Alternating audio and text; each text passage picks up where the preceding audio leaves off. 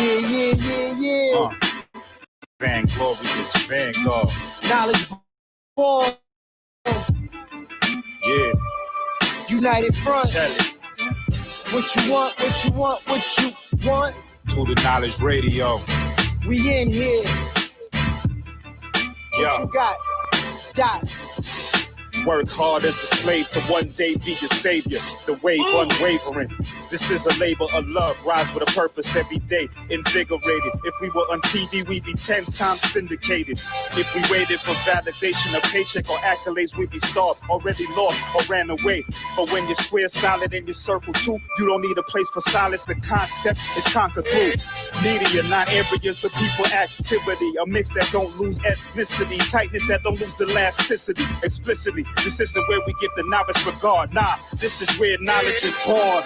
Last time that I checked, I'm undefeated. Deliver edicts, can't resist when the gods build and manifest freedom. When lines get crossed, they may push a loss, cause they get handed a check. We kick the can and cancel your cancerous gestures. A prophet vision, precision, the prescription for the sickness is to inoculate your fate with the winning. Arrogant beginners turn to humble endings. And UF with KBA is a win-win. 1K.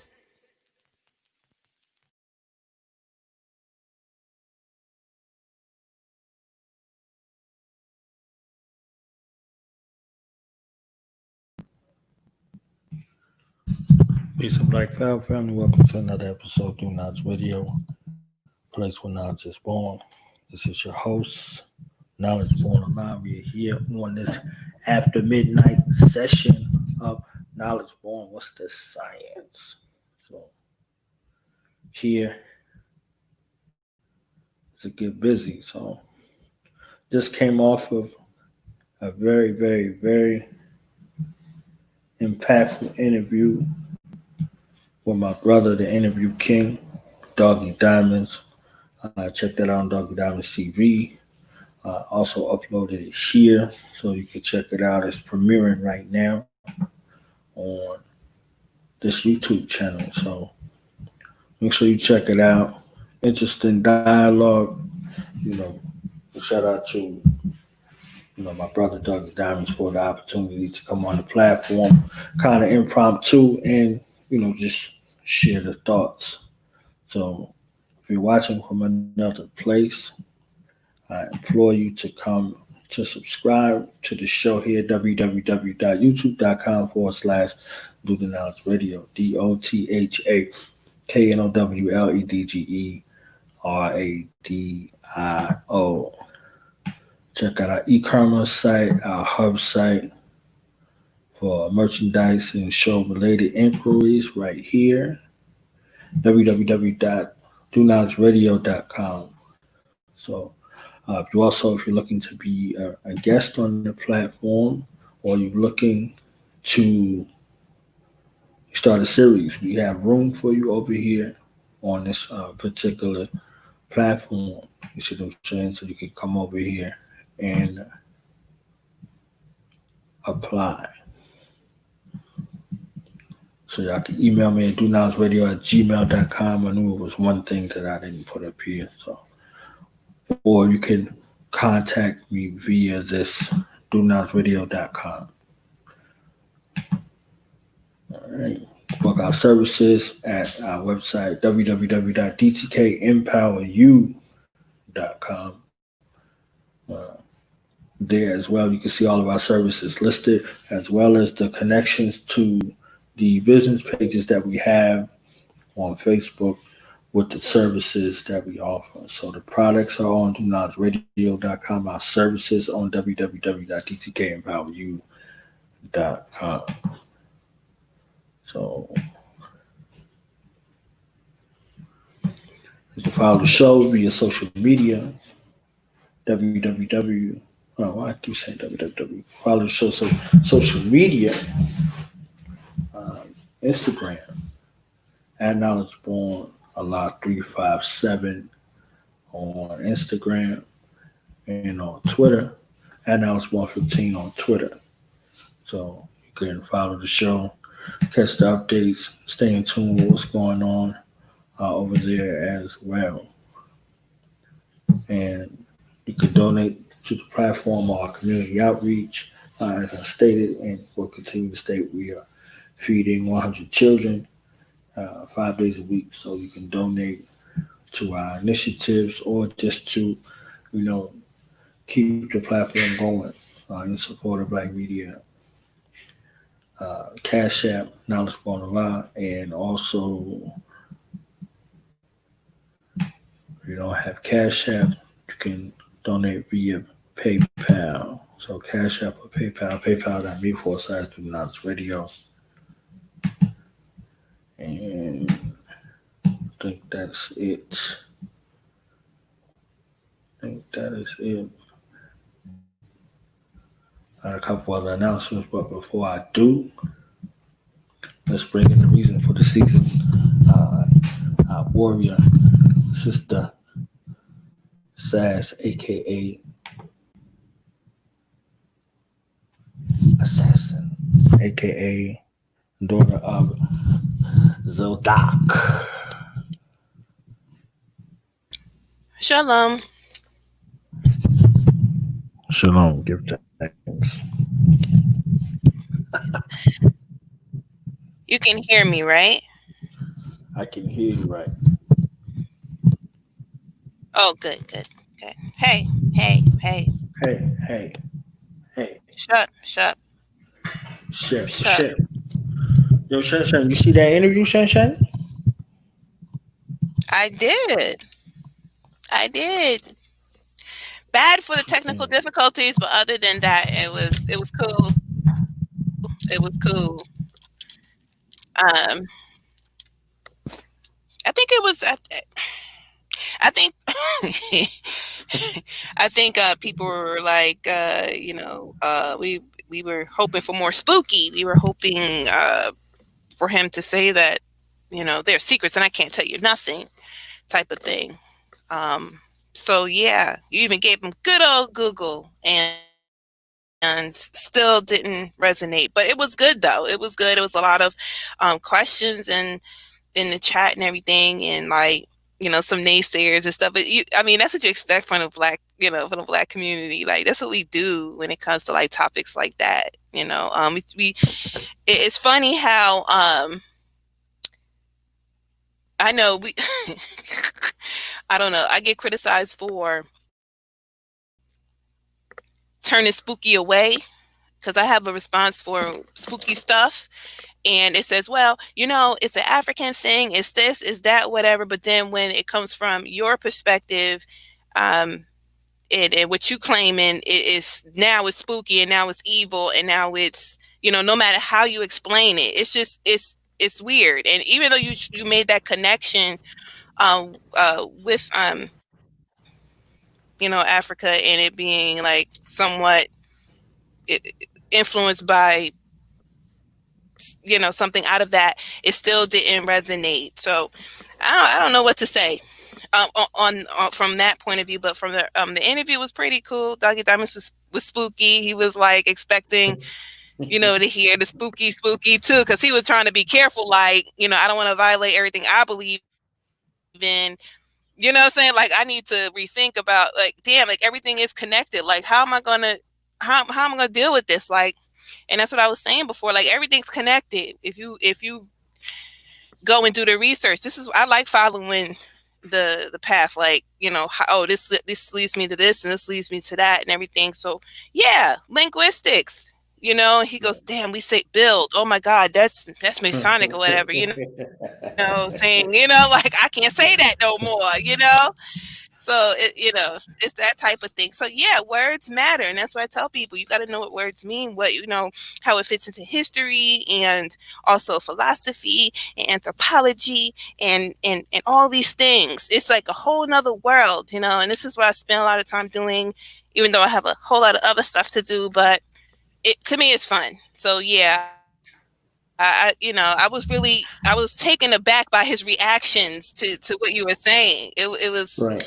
It was a good interview, but it had me like chuckling on the side too, just observing what was going on. So, if you want to talk about that, because I want to hear your feedback on Black people's reaction to this thing that has been vilified. It's been made to be a negative thing. It was made to be white, Right. and everything evil is white. We know this. So Yes. they're That's putting true. it together like they're That's not very understanding true. the Yeah. difference, right? Yeah, I Right. love it. So they're kind of skeptical. Yeah, they're skeptical about Mm-hmm. and really not sure. And I heard this, I heard that, and it was a lot of that. I heard this. Is this true, or what does this mean? And blah blah blah. Right. So yeah. I didn't see. Hmm. First of all, thank you for your analysis, and I want to have another dialogue with you, in this process right here. And you feel free to ask me any questions that you want to ask that you might have saw, because I didn't see the chat because I was on my phone, and Hmm. every time I touched my phone, it hung up. So I wasn't. You understand what I'm saying? I had to put Yeah. some distance between me and my phone, and it was like, all right, I'm gonna just leave it Yeah. over Yeah. It here, had and disconnected a this few is how times. this Yeah. is supposed to go. Yeah. So I was like, all right, Hmm. I'll just roll with it like this, because we set up with the whole Skype situation, and the Skype situation wasn't working, optimally. Right. So Yeah. just figured this out another way to call in on the phone. I've done interviews like that with him before, on the phone, and this wasn't the first time that I've done an interview with him. I've done several, and he's been over here several times, as many people may know. We have a good working relationship that spans through his family. You see what I'm saying? Like, um, there's a bunch of things that are there that are connected. So, Hmm.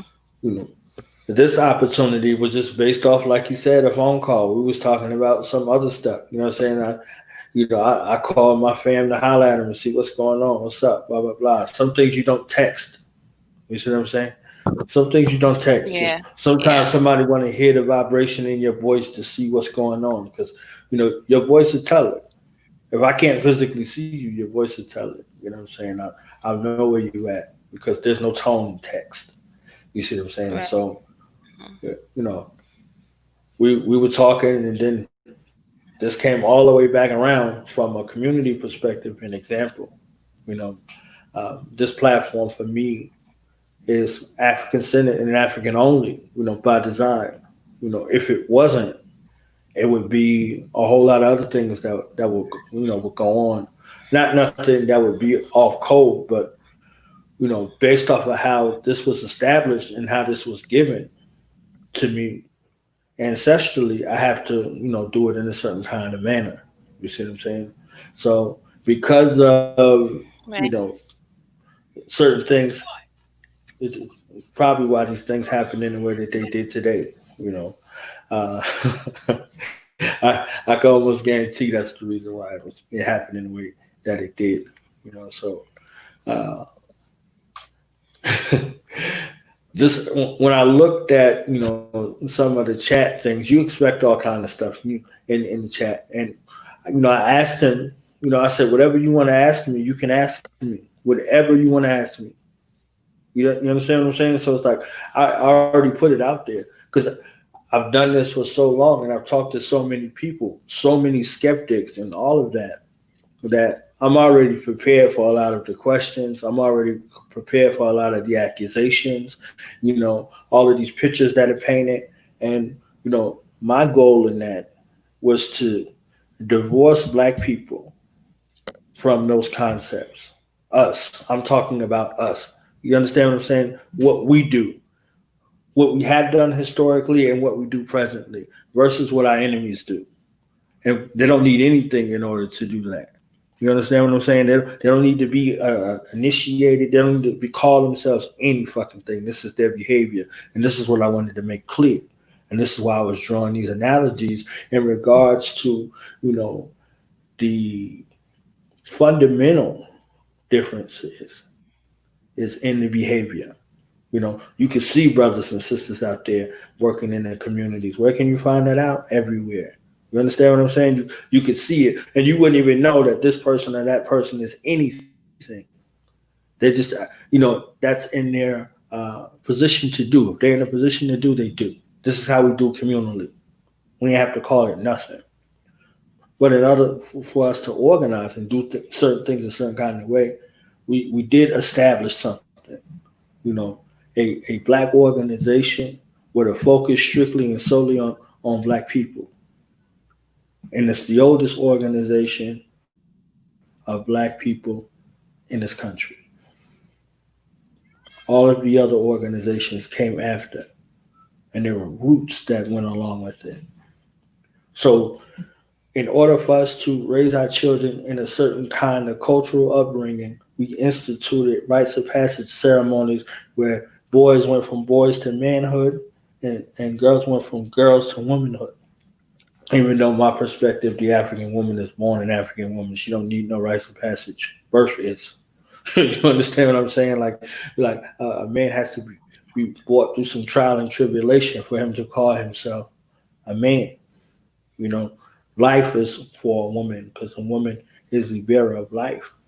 You know, and the first teacher. Naturally, you'll see a young African girl, you know, playing school, and the teacher, and you know, oh my baby, you know, 3, 4 years old with a baby doll, you know, holding this child, you know, in her mind, oh, this is my baby, or I got to take my baby to the store, and blah blah blah. You understand what I'm saying? Like there has to be some developmental processes to go on in the mind of the young African man in preparation. This is why these examples are very, very critical in their development. You know, so um, that's there. So I definitely wanted to use the evidence of yesteryears to now in regards to how we operate and what we do and what that looks like.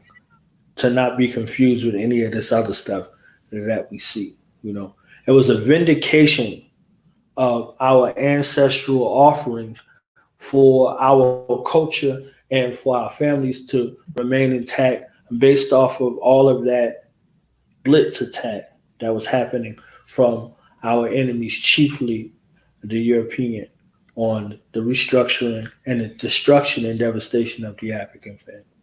So I definitely wanted to give an ode to, you know, how we established ourselves here, uh, despite the challenges that we found ourselves in.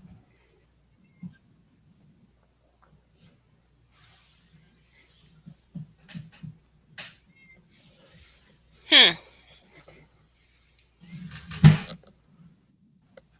And for something that regular, you know, people didn't go through, it's hard to try to explain it to people, you know, and you know, I think we could do a better job in explaining and peeling back those layers for those who, you know, can articulate those. So that's why I said it's open. It's whatever. You see what I'm saying? Is there? He said, "Is there something that you can't tell us?" No. All this is public information. You know, it's all public information. You can Google it and find it. You can go buy those books. You can go on Barnes and Nobles and get a Masonic ritual. You know, you was somewhere with somebody and they showed me this book and they said they was giving it to them by a 33rd degree Mason, and I said, "So what?" That was my response. Like, so what? You understand what I'm saying? Like, it doesn't give it any more validity. This book is a book. You read it. You saw what's inside of it. Now let's go through it. You see what I'm saying? So all this information is out here because the copyrights and you know the patents are up on these particular writings, and it's available to the public. It's public information. It should never be in a position to where, you know, uh, scriptures say, "Woe to the concealers of the truth." You see what I'm saying? So if you got the truth, like what you conceal it, you know, you want to make sure that the people that are going through these processes are properly prepared mentally, emotionally, and psychologically for what's about to happen to them. So as to life, that's your duty and responsibility in your home to prepare your children in the way that they should go, like scripture say. That's an initiation, you know. So I love the opportunity to be able to express some of these sentiments in that way. So that was a good combo. I think it's still premiering right now while this one is happening. So yeah, it was interesting. It was interesting. Um, okay, so that rite of passage can be translated as um a test of loyalty, a test for loyalty, or Right. adversity. Right. All the same. Okay, all right. So this is kind of weird to me because since I got up this morning, up until your interview, this conversation has come up 4 times throughout the day. I kid you not. Like it's got to be a coincidence. It started out with the book of Job, and then Mm-hmm. it went into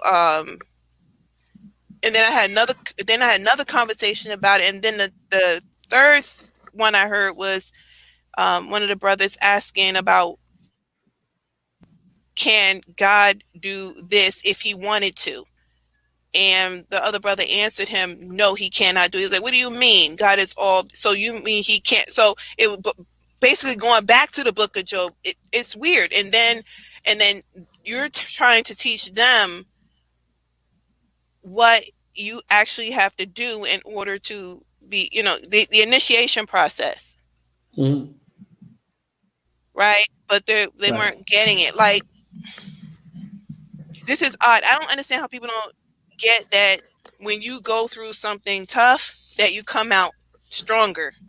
Right. You come out all knowing or knowing more. Like, I mean, that's what I'm saying. Like, maybe people have not gone through some life-changing experiences, and maybe I'm able to understand it better because I did. I mean, straight trauma, right? Right.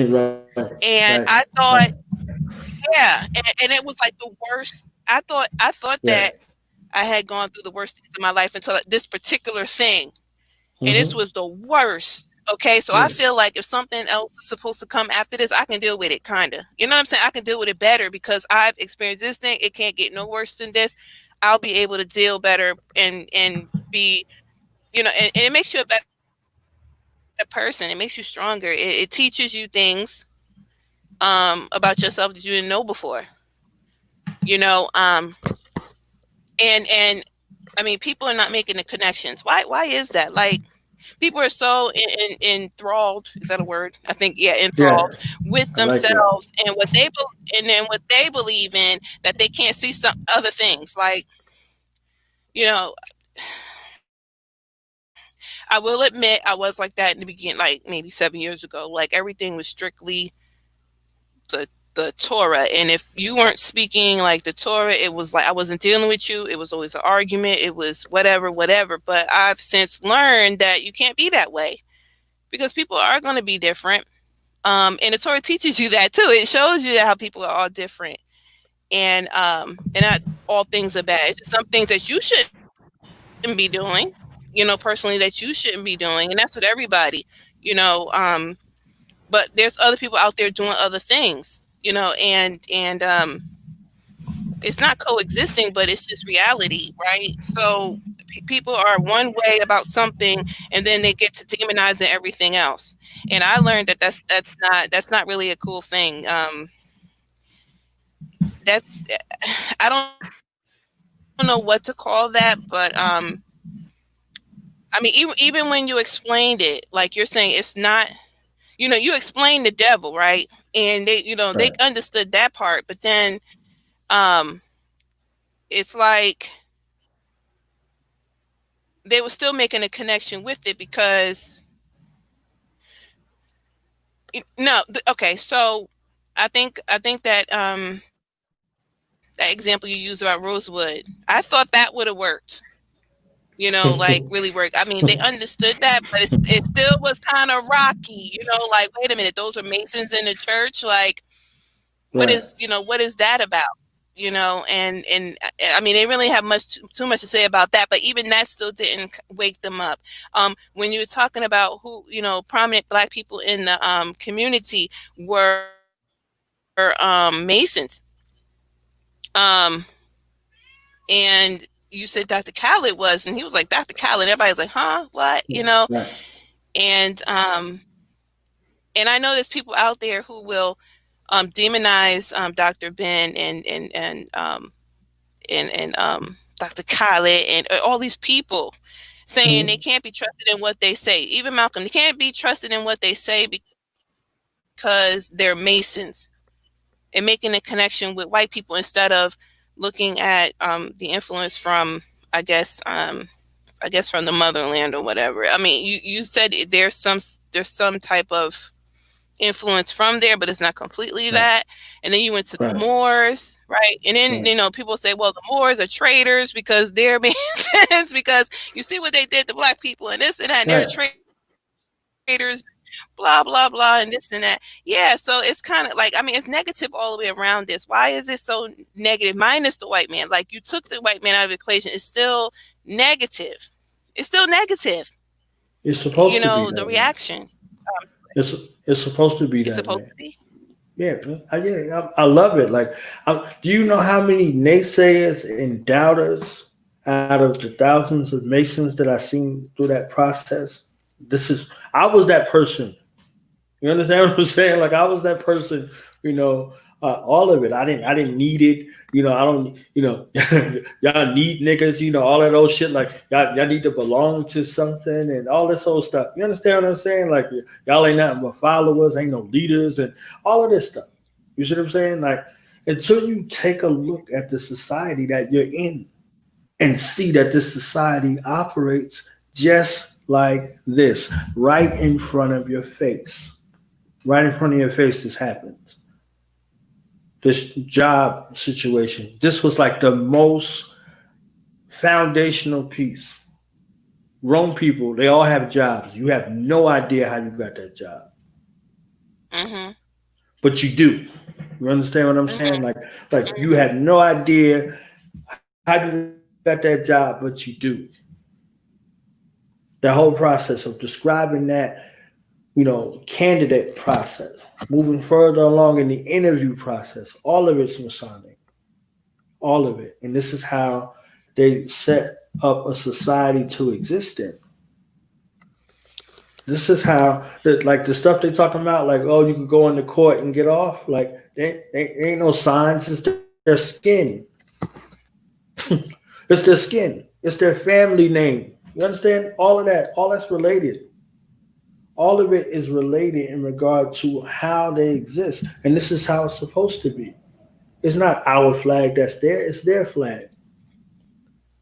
And don't even get me started with the gold fringes and all that, with all that stuff, the notes and all that. Like this is their symbology that they left for their children and their children's children. So anytime that they see that flag, they know that they're in charge. It don't matter where they got it from. You can go back and forth and say, oh, they got this and this. Like, that's why I halted all of that. Like, I'm not going to take this to North Africa and say, okay, this is where it came from. No, this is not where it came from. This is where it was inspired from. Mm-hmm. So oral tradition makes it survives. So this mouth to ear situation is how we got everything. So this is what it was. And when we were optimal, we didn't need to write anything down. So when you start talking about someone who came and took oral tradition and put it into written word to vocalize it, if they came looking for something, they couldn't find it if there was nothing written down. That's what he said to Denzel Washington's character in the X movie. Man got no paper. He never got no proof. You see what I'm saying? Like, that was something that he used as a survival mechanism. Because what does that mean? He done got ran up on with some papers and he done went to jail. So no paper, no proof. You don't know what he's doing right now. Because it's in his mind, in that control of the mind. So these are oral traditions. This is why memorization is important. So you take this. So if they found this book, right here, and they burnt it, or they burnt up all of the books. If you have it in your mind, it don't matter what they burned. And that becomes a part of the story. Do you know how bad they didn't want you to have this? They burnt this. You see what I'm saying? And you can go somewhere and write it again. Did we not see this in the Book of Eli movie? That he memorized the entire Bible. Yep. And this was why he was alive until he was able to get that out and put that on paper and fill up those books. Then his mission was complete.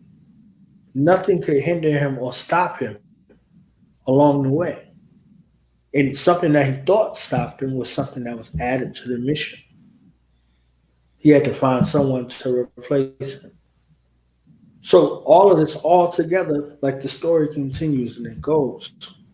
So from mouth to ear. So it's necessary in these developmental processes along the way on how we look at, view, and retain information. So this is why I went to that anti-Masonry was started by Masons, because it was. They put that campaign together, and there were some people along the years after, people who didn't get in, or all kind of stuff. They're like ex-Masons, like that's the thing. Such and such was an ex-Mason, and he was a high-level degree Mason. Like all this is all fluff. It's like all BS. You understand what I'm saying? On this side, for us, where it counts. On next side, it means something over there. Or in that realm over there with them, because they do devilishment with anything that they steal. They do wickedness with something or without, with power or without. They don't need They don't need the Freemasons to do wickedness. They do it without it.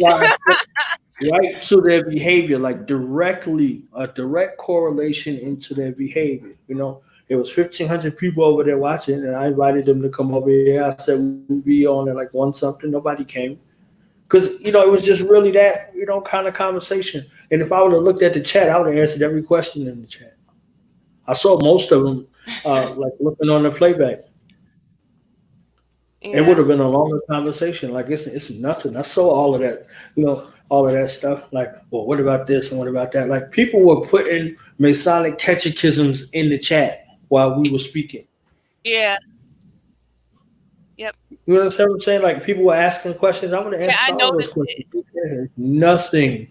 Yeah. I didn't see the chat on purpose. Our Creator and my ancestors saw fit for me not to be able to be seen. Yeah, I know. Isn't that crazy? Right. Not for me to be able to look at that chat. I wasn't interested because I wanted to see what was going on. So, the dialogue at times, I was like, But, the whole goal was to be able to, as he wrote in the title, when he tagged me, he said to set the record straight. I mean, this is a Black organization. So a Black person is supposed to be able to talk about a Black organization. This is a Black organization that was mobilizing and sending people back to Africa 100 years before the Honorable Marcus Mosiah Garvey. Why aren't we having these conversations? The organizational root and structure that brought communities together, that brought the first schoolhouse, that owned property, that owned land, that was in business for themselves. Why wouldn't we be talking about these people? You see what I'm saying? Like along the way, when our ancestors were escaping bond service, these were places that gave them shelter. Why don't they want to tell you about them, and they want to tell you about these devils who was fake abolitionists? You see what I'm saying? Like they want to erode your psyche and have you in the mind to where someone can kill you. You thinking the same person that kills you can heal you, and it dwells right in the psychology of a person who is taken from their root origin and from their root consciousness and to dwell into an amalgamation of an afterthought. Look at the lengths that they go to. This is why I brought up the analogy of the dinosaur and the caveman. Impossible. Historically impossible. Scientifically impossible. But all they got to do is flash it across a silver screen and you believe it. You know what I mean? Shit, if that ain't magic, I don't know what is. These other parts get lost in translation when it comes to the formative mind of who you are and where you come from. I told you in the interview, the Ku Klux Klan was a fraternity. Yeah, I The was getting to police that. are sanctioned to That's be my able to next do question. what they do Right. by the fraternal order of the police. And what did we do on our side? We fought against them. We fought against them. So, like all of these things come together and focus in view about family values and how and what is valued and accepted for value in your society, in your culture, your cultural norms, your folkways, your mores, and how you were socialized and how you were oriented, and who came in and disrupted that. After you reestablished it, we reestablished it after bond service, after chattel slavery. We reestablished a family connection in bond with 90% of the skilled labor in this place got That's right. land, That's right. got homes. You understand what I'm saying? And it started to establish legacy and entrepreneurship. And what happened? They came in again to disrupt it. We put it back together. Came back in to disrupt it. Put it back together. Came back in to disrupt it. There's a reason for that. Fireball from the Economics. sky. Yes. Mhm. Fireball from the skies. You know, Mama Pan Africa from the Move 9 will be on Saturday. You see what I'm saying? Like her brother was 42 years in prison and came home, and he transitioned last month. Firebomb from the skies. You see what I'm saying? Like just the second place in the U.S. history where black people were and they firebombed from the skies. Tulsa was the first one. The Move 9 and Philly was the second. Imagine that mind frame. You know, this whole situation is, and Philadelphia is called the city of brotherly love. That's Masonic in its origin. And it ain't us brothers. You see what I'm saying? So now you look at us and how we relate to those whole circumstances and situations have deep roots for all things that in the great array of the African experience. Culturally, people, all of those things all together that's there. That's the diversity of us. We don't need no damn body else for diversity. We could just look at our family members. Nobody's the same, but everybody's family. Nobody's the same, but everybody's family. Scripture proves it 100%. We ain't even got to think about it. And when you think about the ultimate psychological look at man in its totality, in us in specific, you got scripture. You got the Bible, you got the Quran. If you want to look at man and know who man is and what man does, what man has done, is doing, and will do, you look at them scriptures. Lay it out wholeheartedly. And every time someone comes amongst to save, this is the story. You see what I'm saying? Like this is like the Quran, 90% of the Quran is that. Oh, Muhammad, you got it tough. Let me tell you about Moses, son. You understand what I'm saying? Like, oh, let me tell you about Enoch. Or let me tell you about this person, that person. Putting them up on game. Like, so it's Muhammad the person and Muhammad the people. Oh, you want to be a liberator? Oh, you want to help black people? Oh, you think that you're going to be the one to come help these white motherfuckers.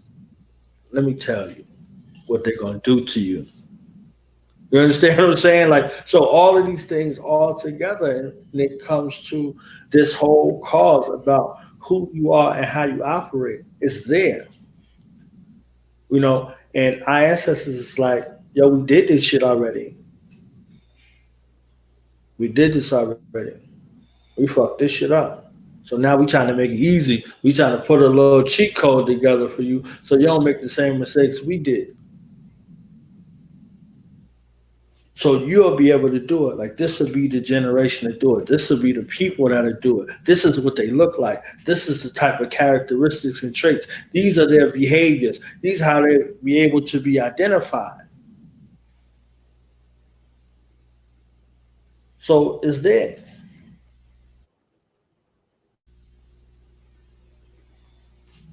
My bad. You was about to say something about the next question.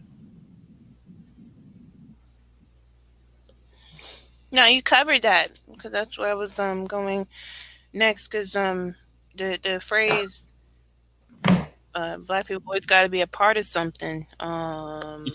Yeah, Right, yeah. When have we not been a part of something? right, When have we never been a part of a group or have a clique or anything like that? Whatever. right. What it does is okay. So Freemasonry is it's an English word, right? Right. Um, Gotta love English words. and it's not the organization's name. It's a type of organization, right? Across the board. Is that what that is? It's like, Because when you go back, hmm go ahead. When you go back, what? no, because when you go back to when it was first, where it was first found, it was in the 1300s, like the mid 1300s, and it was used in some literature where it was sitting says something like, you know, even the women um, have found. Let me get it because I like the way it sounded, the way it was said. Let me see, I think it was 1376. But so Freemason was first found 1376. Freemason 1376, Freemasonry, which is now 1435, and it says here,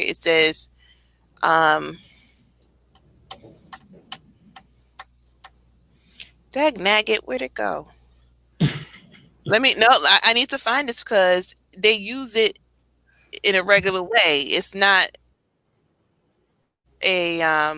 used in a like the name of an organization, like a trademark Right, name. right. It's a type of organization, right? Mm-hmm. So I think it's that as well. Where did I see that? Oh, forget it. Okay, well, it says something like even Find the it. women. It says something like even the women. Uh, find it, just find it, because I was like, of course, I kept going and moving until I lost it. All right, let me find it. Because find it, right? I'm gonna find it. Yeah, because I want Yeah, you to keep your thought originally. It's it's building from there. So we got time. It's all good. Ain't nothing to it. my original thought. That goes right out the window because I forget what my original thoughts be. All right, let me get it because I wanted to read it. Plumbing. Yeah, that's why I All love right, I'm about history. to. So many stories. So when it gets back to us, it's always something. It's not what it was with them, as it's not supposed to be. Because See, found go it. ahead. I found it. Okay, so 1435, Sir Charles Grandison, right? Um, Mhm. uh, it was in the book. Yeah, it was in the book called Sir Charles Grandison by S. Richards, right? And but the word comes from 14. I need to be 1435, but the book was written in 1753, and it says one of the sentences says, "Women, I see, have their Freemasonry as well as men." Mhm. That's what it says. Like it's saying like Right. sisterhood. That's what it's saying. Because when you look at when you go to the thesaurus, it's like brotherhood. It's like and it uses the keywords like help and Right. and damn um help. What was the other one? The other word that stuck out to me. So it was help and mutual support, rapport. Right. You know, a secret or tacit relationship of brotherhood. Basically, you're making moves without letting other people know. Like you're, and we use that moving in silence thing. Yeah. Building the You, house in you secret. right. That is our way of saying it. Moving in silence. You hear it all the time in hip hop. You know, it's just Don't another you way know of bad saying it. I boys move guess with Freemason. silence and violence? Take it from your highness. Right. So it's I think the word has been tainted. It's a noun. It's a I should noun. have told A I should have Freemason told is a Doggy Diamond that Biggie was a Mason. What? No, he wasn't. I'm just talking. Just talking. No, he was good with it.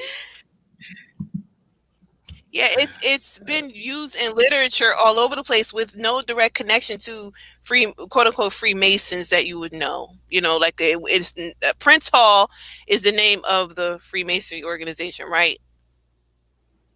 That's the name That of the that that founder. he's a founder, but when you talk about what's the name of the organization? What? What's the name of that organization? The Prince Hall one. Yeah, The Prince Hall official Freemason. name. What's the name? Yeah, Right. that's the So name. it's describing the thing Yes. because Freemasonry is a noun. Yeah, So it's not the name.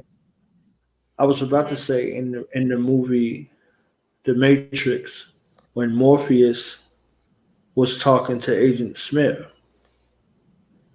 he said, "A Smith." You see what I'm saying? So they got agent and they said Yes. Agent Smith, but he said a Smith. So a Right. Smith is who he was and what he was doing. You see what I'm saying? So he was a Smith. You know, and Morpheus' response to him was, "You all look the same to me." Because he was speaking about a collective. It wasn't an individual situation with that. He's telling him, like, you know, from one to the next one, you all represent the same thing. And they knew that. And this is how they move. And this is how they were able to not be eliminated.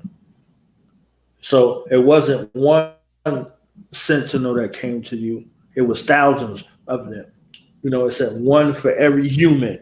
You see what I'm saying? So, you know, we trying to individualize a fight versus someone who a force or some entities that have band together for our destruction. That's why it looks so destructive. You see what I'm saying? In the way that it moved and looked like it was so coordinated. Because the grand unifier was our destruction. So, you know, this is why the separation is necessary. No, this is Prince Hall Freemasonry. And that has a splinter in between it. You know, you have Prince Hall affiliated and you have Prince Hall origin. That's why I said affiliated or origin, because I don't make any division between the two. We black people. You know what I mean? So, and there's other, you know, aspects, other people that have done other things too. But, you know, it describes, you know, who we are and what we are at the same time. So that's how it's being used there. Well, I mean, you know, you hear a lot of okay, well, we have a lot of Israelites that are Freemasons, right? And Right. but then you have another set group who are not, and they Right. bang on the other ones that are. Okay, I'm a part of the ones in the group of the people who bang on the ones who are, right? That's Because what's I'm up. Torah only. So right, I'm Torah only, right? So I don't bang on anyone, but the group of people that I congregate with, that I I think more like that's what they do. But the scriptures say that the Most High secret things are revealed to His prophets. Right. And that's Israel. So we have secrets. Israel has secrets. Everybody don't have them. So it's kind of I mean, I brought this up, and it's just not making any sense in my community. But we do have secrets. How do you think you're gonna if you let everybody know what you're doing, you're gonna get devoured. You're not gonna.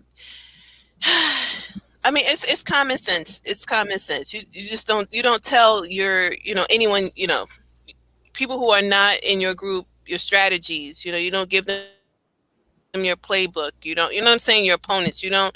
That's just something you don't do. It's just not wise, right? So when you bring up the Fraternal Order of Police and the KKK and stuff like that, you observe who they are. It don't even matter what any of them do. They all stick together.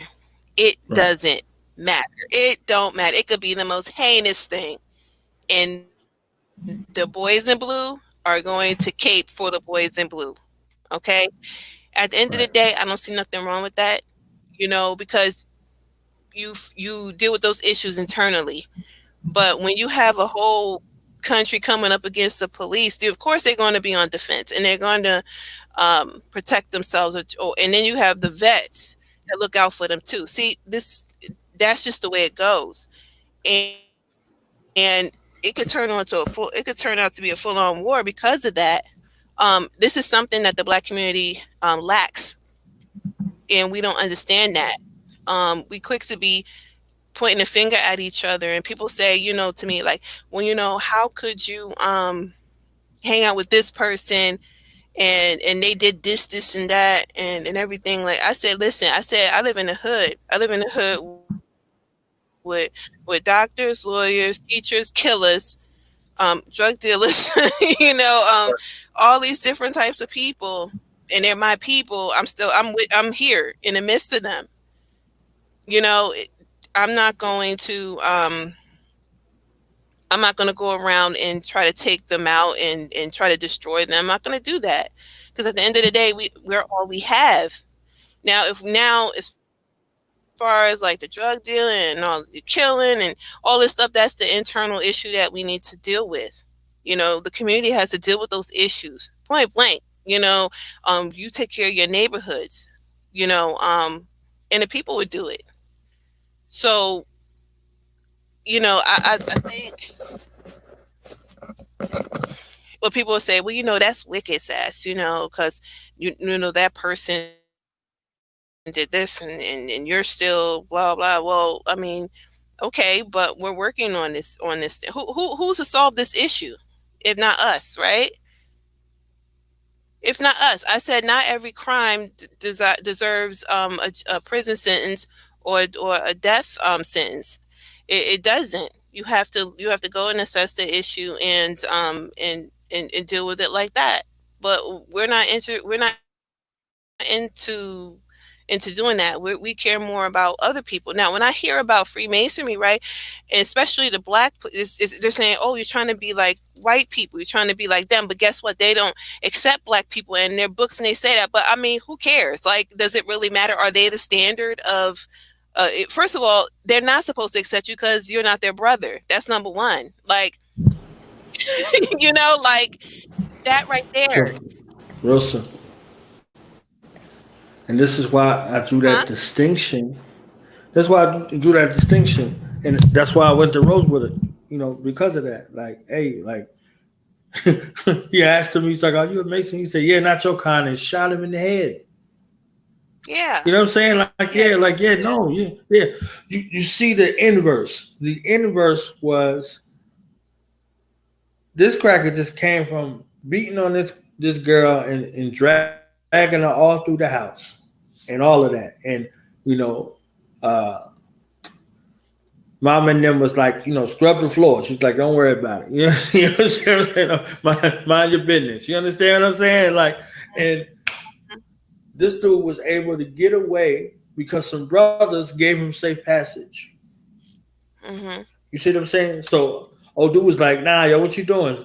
he was holding the oath. They said that. Like he like, nah, he ain't not, we don't deal with him. And old buddy said, he said, I was a man, I was a Mason. What you be? So he's basically telling him, like, yo, stand on what you stand on. You know what you're supposed to do. And old buddy had told him, like, yo, this is what we ain't doing it. We don't do that. And you see what they were? They were smiths. They were blacksmiths. You understand what I'm saying? Like, so there wasn't nobody to be messed with, over there. There was people to be respected. But this was a grave error in judgment, trying to help a stranger, trying to help a foreigner. You understand what I'm saying? Like, nah, who would never do the same thing for you. This is what he said to him. He was telling them that, like, nah, he wouldn't do this for you. So he tried to appeal and say, these guys was Masons, and they're like, yeah, not your kind, and shot him in the head, like, just as further evidence. You understand what I'm saying? Like, nah, we don't roll with you. We don't come from you. We're not you. So they was on that porch drinking that moonshine, and they was talking about Sylvester. He said, that nigga got a piano at his house. And he was like, what it look like? A nigga got a piano and I ain't got one. He said, you wouldn't even play the piano. He said, it don't matter. You understand what I'm saying? Like, so he took another swig on that moonshine and he was ready to get into it because he was going to be himself. And that's all that mattered. You see what I'm saying? She was like, Mama said they was getting liquored up. Don't you go out there, because she already seen how they get down. She seen it, and this was crippled her. She was like, nah, I ain't saying nothing. You understand what I'm saying? Because it don't matter if you right or wrong with them. They coming to get your ass. So this was something that they, that she was trying to convey to them. You see what I'm saying? And that is where we come from. Like the girl was out there, what's her name, Scrappy or something. She was like, you want them crackers to hear you? Be quiet. You understand what I'm saying? Like they already knew who it was and how savage they get that. So it's something, to be displayed regards to that distinction. And that distinction always has to be there. And no matter how many pictorial images or evidences from history, that's why I went right back to that. I was like, this shit happened in real life. Versus you looking at something that you seen from one of these damn Brown books, this National Treasure stuff and all this other BS with the chalice and all this other stuff. You understand what I'm saying? Like, this happened in real life to you, black people, right here, by these people. Look at this situation. That's why that was important. So, indiscriminate to how many historical references or examples, no matter what's written in the holy books, all of that, people got to get it on their damn own. You can lead them there. You can erase their doubt. You can answer all of their questions and all of that. And they still have to get it on their own based off their experiences. You can warn them. You can prepare them, all of that. You could raise them up in the way that they should go, and you could still have prodigal sons and daughters out here. Because that's what we got. So all of these go together in regards to that right there. So this is why, going to those examples was something that was kind of key on, seeking to make it plain, even though I couldn't see none of those responses in the chat. It didn't matter, Yeah, it wasn't really getting it. The way you've explained it to me in the past, I totally understand it. But I thought Rosewood would have been. I thought that was a really good example. But I mean, the word Freemasonry throws people off. So if you don't want to use that word because it's a noun, it's not the name of the organization, it's a type of organization. And not all organizations are good. There's bad ones out there like the KKK. Yeah. That's a good one. So, Real good one. Right. Fraternity, brotherhood. The women call it what, sorority or he asked me about the owl on. He asked me about the owl. Did you hear when he asked me about the owl on it? Yeah, he did. Yep. He was like, "That's my great And I great." thought That's what he said. Night Riders. Yeah, yeah, Yeah. man. What you talking Yep. about?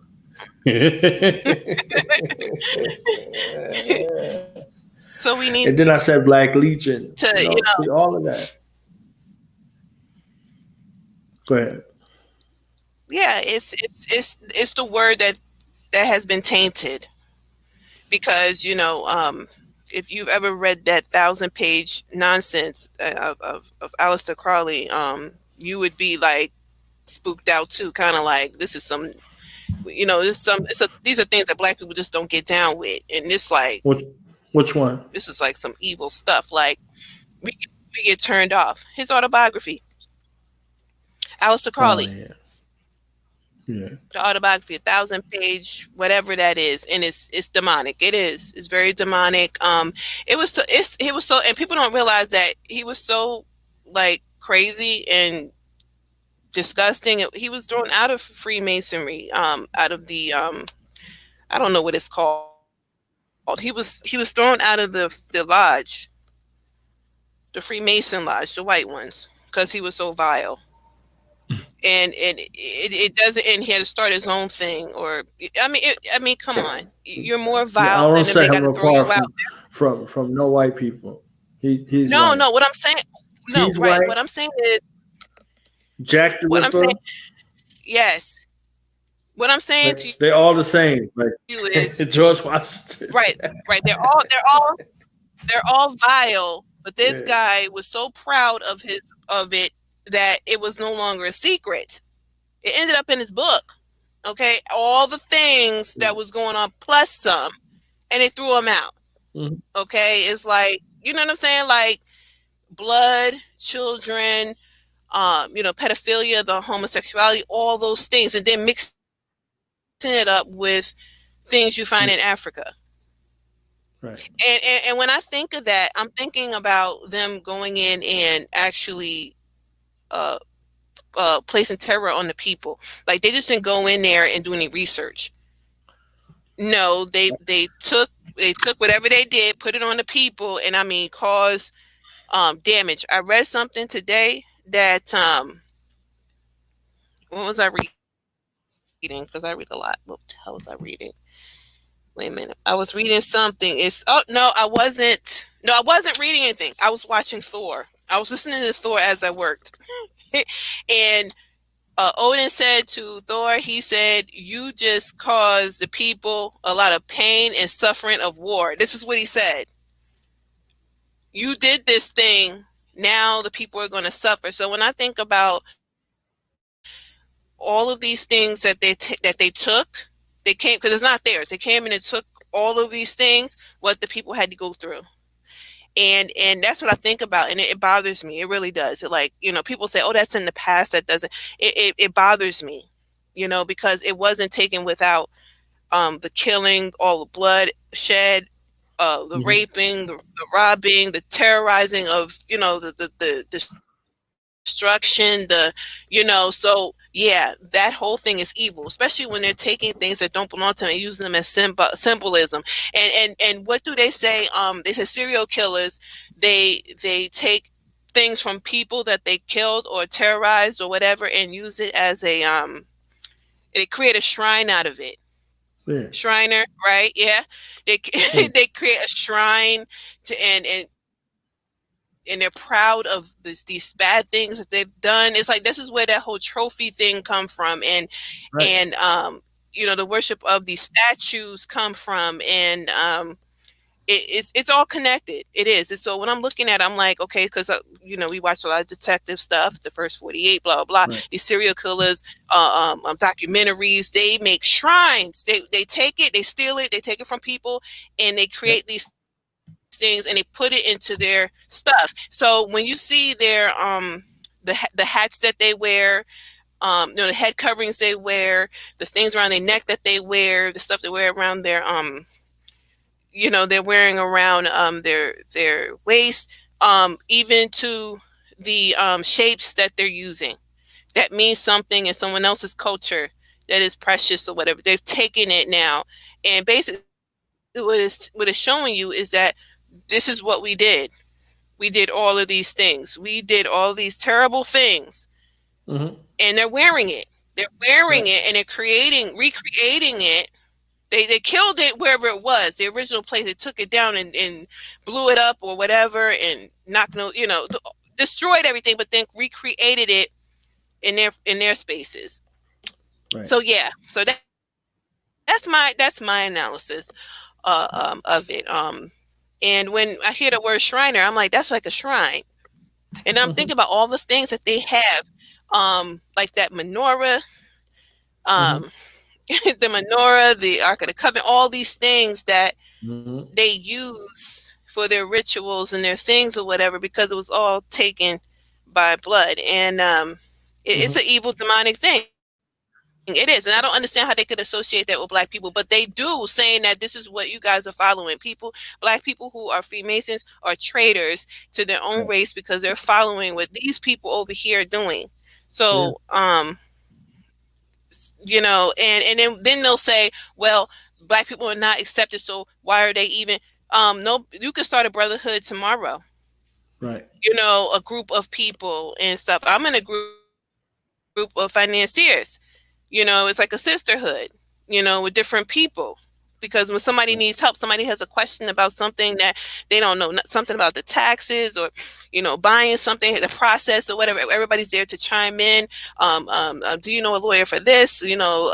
For that, an accountant for that or whatever, and you're helping each other. And then a lot of the time they will do fundraising. They'll donate their time. They can get so they can get the money to do all these things. So it is like a all natural. It's all natural. I wouldn't call right.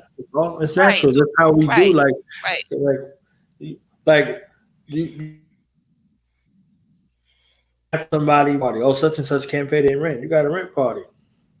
Right. That's your community banding together. Your community banded together to ensure that you are taken care of. Like where you think the roots come from? This is why I was talking about amongst us.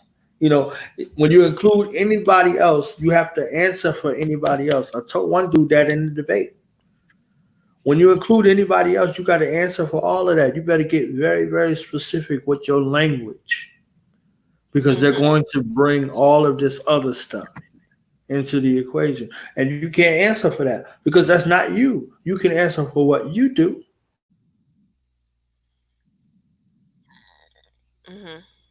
Type 2 diabetes. Type 2 diabetes. Who's that for? Is that for everybody or is that for us? The Prince Hall Shriners donate $1 million a year to the research to finding a cure for type 2 diabetes, because this affects us, Black folks. Breast cancer amongst Black women. This money comes from it. Every year. They find a Black city to go to have their annual convention and spend $1 million to $10 million in that Black city. Who are these people? Prince Hall Freemasons, the Shriners, the Prince Hall Shriners. Now, the inverse, what these other Shriners do, they got them hospitals. They ain't even got to be nowhere. They sit their bucket out there and people just put money in their damn bucket. They got St. Jude's Hospital. They are all of these things got connections. They ain't no nothing of just nothing. All of it got a connection. So what we do versus what they do ain't the same. They try to call it philanthropy. They try to call it philanthropy, and what they do. Like every year, Blacks trying to celebrate Jubilee Day, and that's like the first weekend in June of every year. And Black Shriners went to court and won the right to use the name Shriner. So look, your enemy took you to court for you not to be able to have the name. And, they won and it was recognized as a private organization. You see what I'm saying? So the ancient Egyptian Arabic Order of Nobles and Mystic Shrine Incorporated, North and South America Incorporated. So this is that name of that particular organization, and this is how, their funds are being used, for What's it the called? benefit. Ancient Egyptian Arabic Order of Nobles and Mystic Shrine. Okay, so the Order of Nobles of the Mystic Shrine established in the U.S. in 1872. So the Egyptians had one too, or is that the same organization? Not the same organization. Those is Imperial Council. Okay, so Imperial Council, Arabic Order Nobles of Mystic Shrine, 85. The Wali was made a Shriner in 1883. No. You're talking about them, not us. You got to put ancient Egyptian. Knights Templar of Columbus, Pythias, Matthias, Mystic Shriners, the clan. Exactly. You're looking at the wrong shit. This costume is a queer jumble of stunning effects that recall the parade uniforms of our modern Knights Templar of Columbus, of Pythias, Mystic Shriners, the clan, etc. What the hell? I'm gonna have to get this book. What the costume is a queer jumble of stunning effects. Queer.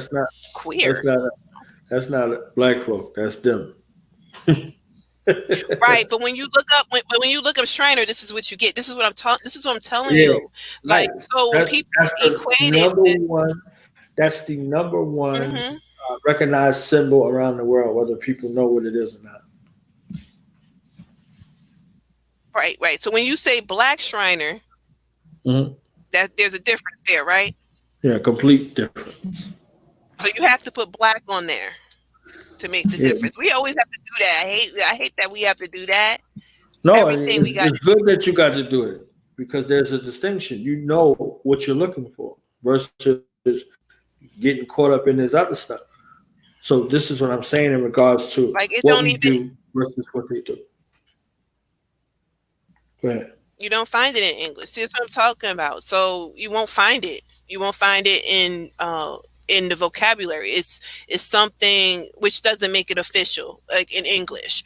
So when you put in, so now you got to Google now, black Shriners in order to get information about it. You can't just look it up in the dictionary because you're going to get all these other organizations by name. Right. That's weird for me. It's the Oxford English Dictionary, the one that I use. Anybody can use it. You got to pay to use this one.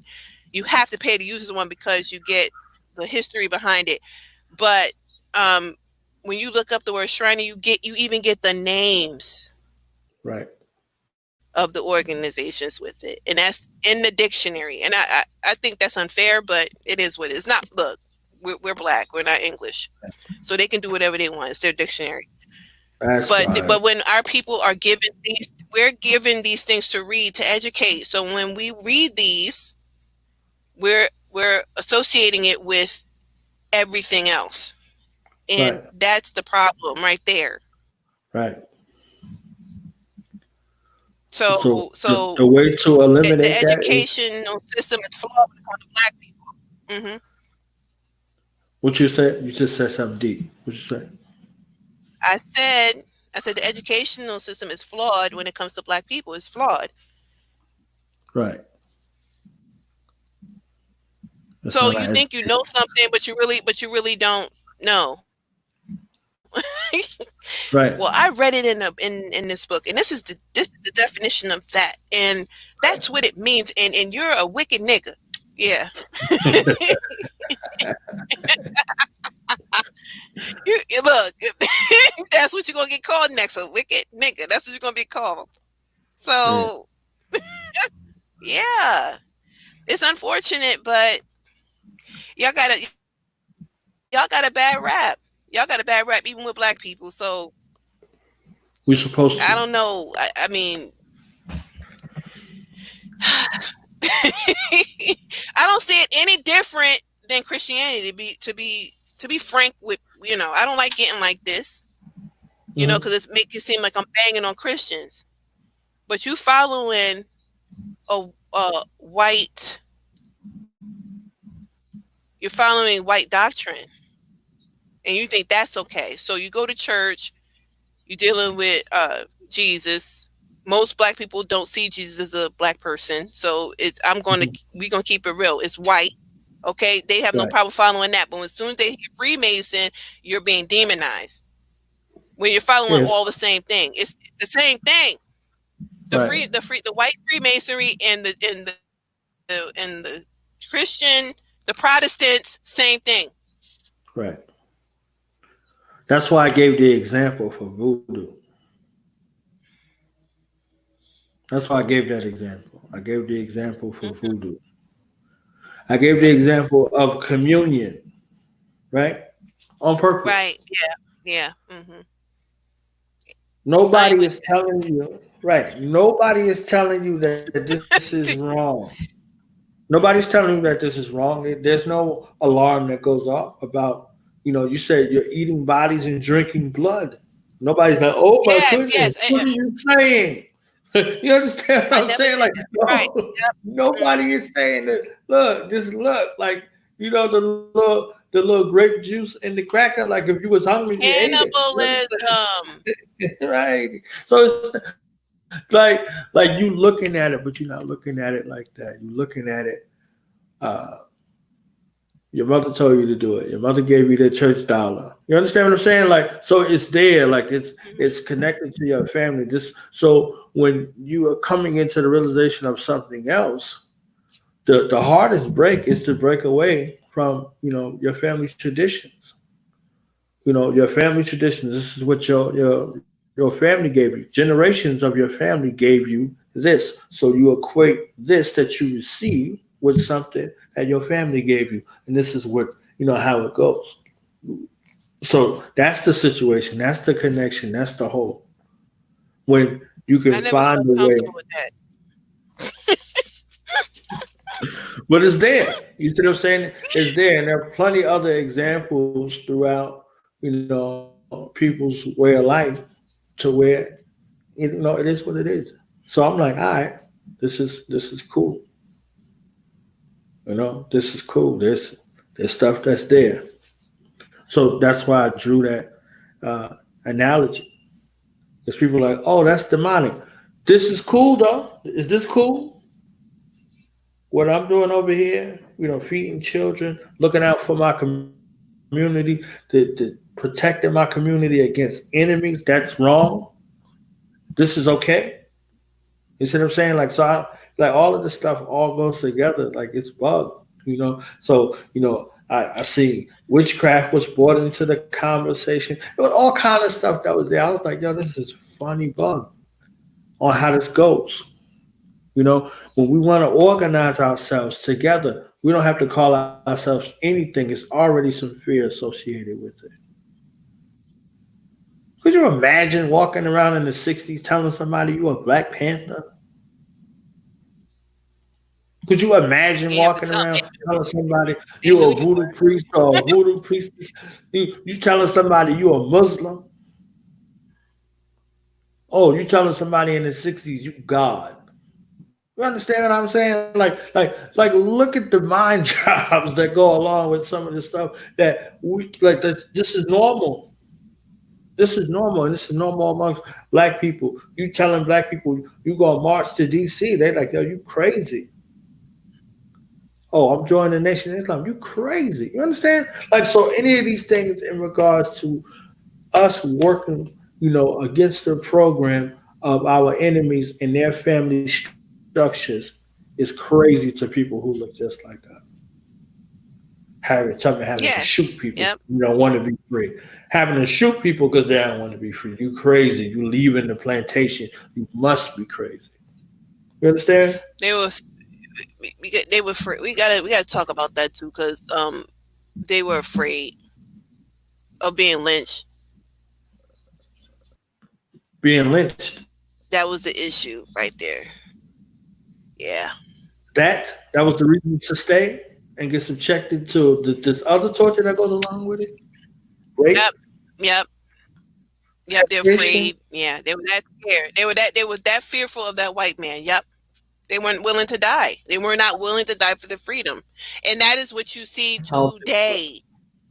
That is what you see today. Well, I see that today. I don't see that then.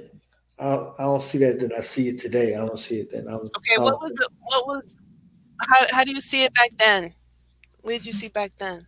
What was the issue? I, I saw people staying and people going. Why would they stay? They were told to.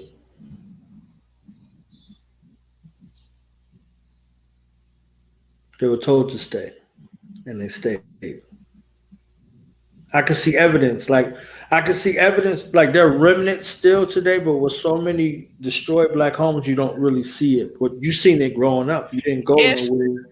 You didn't go. You didn't go nowhere, and you didn't do nothing that you wasn't told to do. You didn't. You just didn't do it. And anytime okay, you did, there was evidence to what happened. You see what I'm saying? Like down south, there's towns you don't go in. There's still towns you don't go in. There's still sides of the town that your ass ain't supposed to be on. So there's evidence in that alone where you don't go places you ain't supposed to go. And if you go over there and something happens to you, it is what it is. You know not to go over there. so so it's fear of the unknown. No, it was adherence to what you were told. This is what you was told. It wasn't the unknown.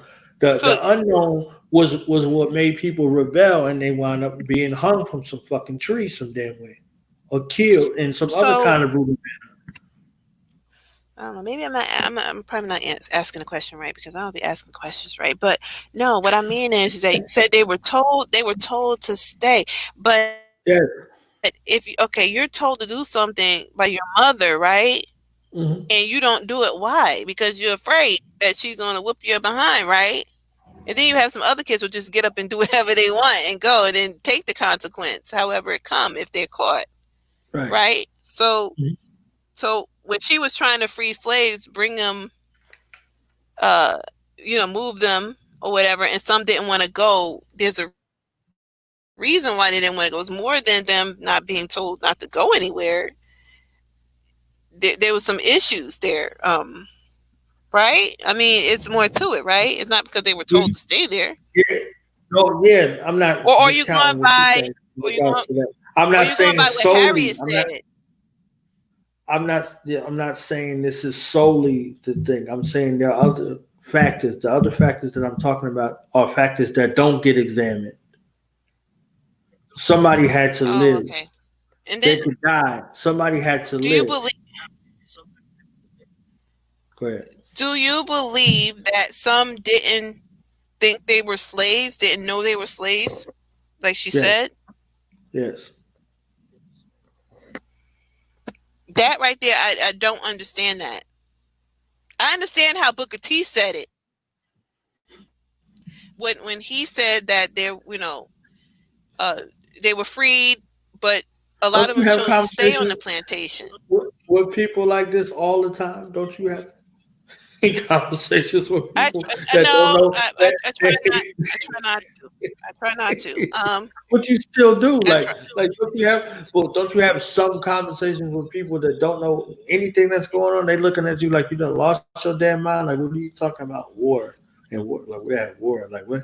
Like, what? What war? I don't see any bombs, and I don't see this, and I don't see that. You see what I'm saying? Like, these are people who are totally oblivious to everything that's going on.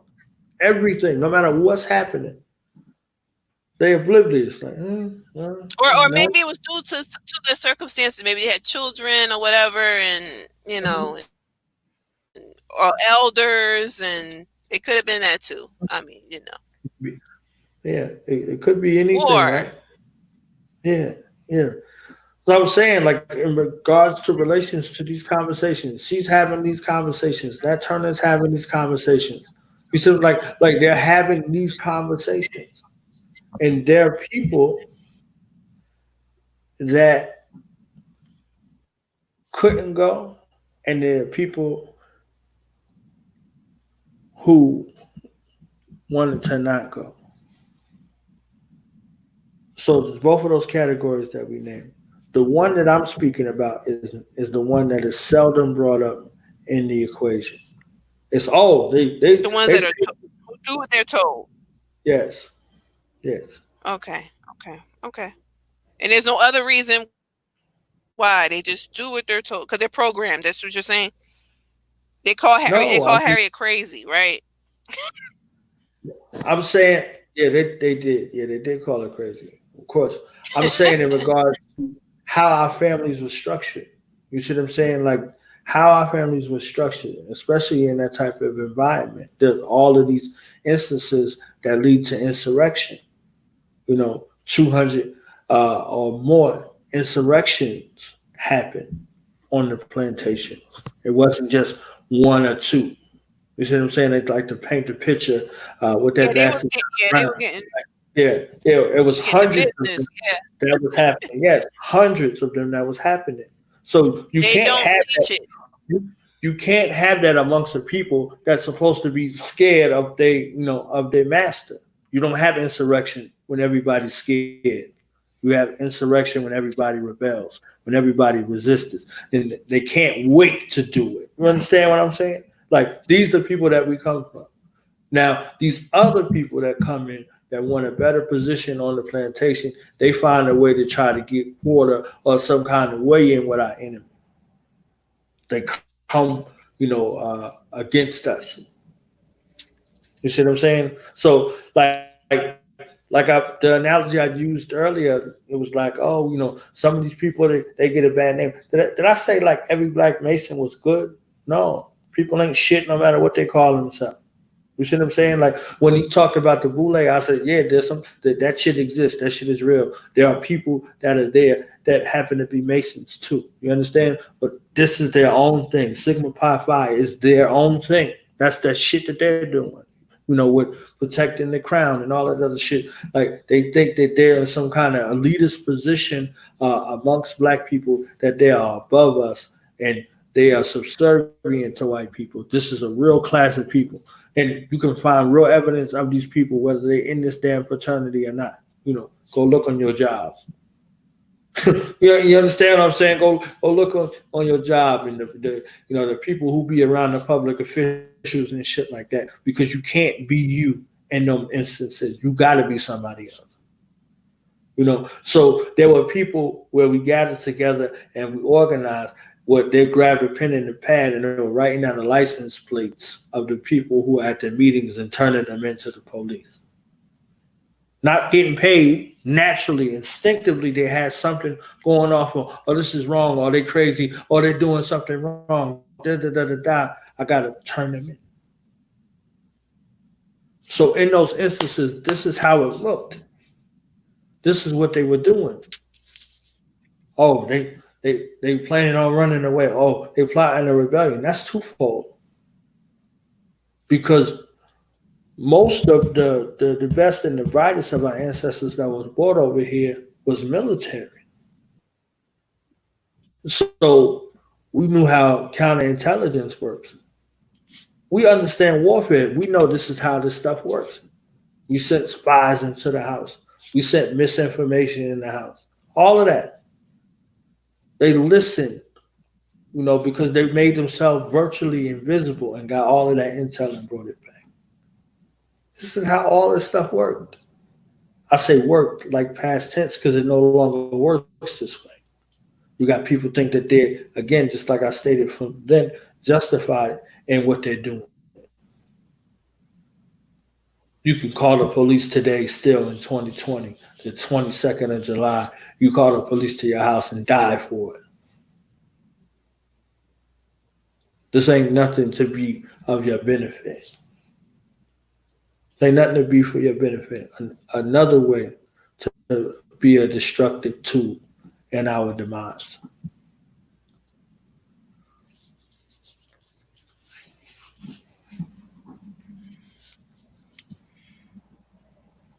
John Brown was hanged in he was hanged in 1859. Yeah.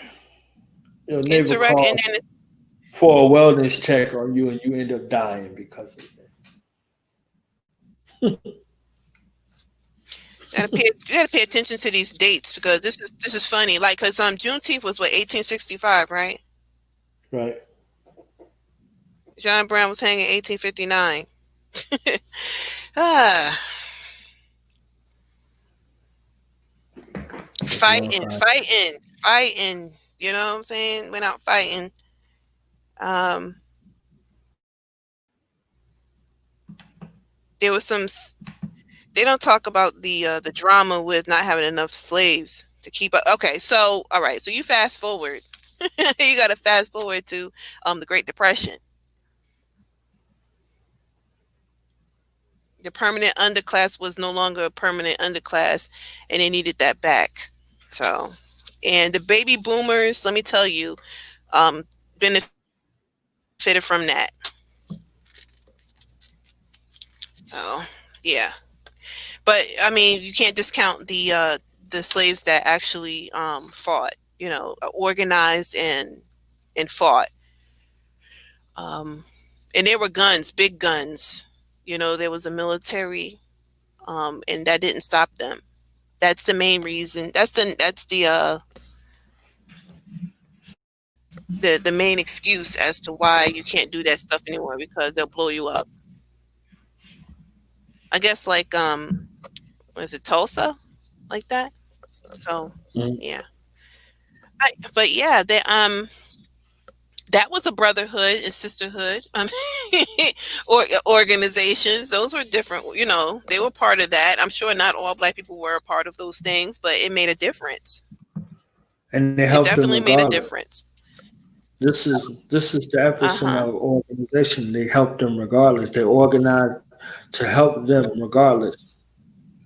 This was the reason for the organization, to help our people, no matter whatever their endeavors was, whether they wanted to stay here, whether they wanted to go back to Africa, whether they wanted to open up businesses, whatever it was, schools from home, or a schoolhouse. All of these were established just like that. You know, so when we examine the militaristic moves and the precision with which we moved, with 80 to 90% of the skilled labor coming out, building houses, agriculture, and all of these situations that came out, this was it. And those who didn't want to do it, it was just like, fuck it. We good right here. Y'all go. We sharecropping. You see what I'm saying? Like, this is what it was. Like, this was the reality. Yeah. It was like, oh shit, we already here. Whatever, blah blah blah. There's so many stories of that. So many instances.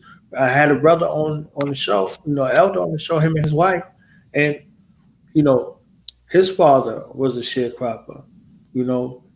And he got tired of every year breaking even, knowing damn well that they was getting the money, and he said he had to, he wasn't about to be sharecropping no more. He said this as a young boy, and he was on the run for his life. So, they got together before the Green Book. And if you don't know what the Green Book is, I'm not saying you, but just whoever's watching, the Green Book was like the Yellow Pages for Black folk. They knew where to stay when they were traveling on the road. What hotel, whatever, all of the businesses, the restaurants, whatever it was, going along. This is what the Green Book, the purpose of the Green Book was to. I have I have it for New Jersey. Yeah. Yeah. So to let us know along the way that this was a safe way. You see what I'm saying? So his parents, his father opened up a business, a hotel. He had his first business. His first business was a delivery service that he did on his bike.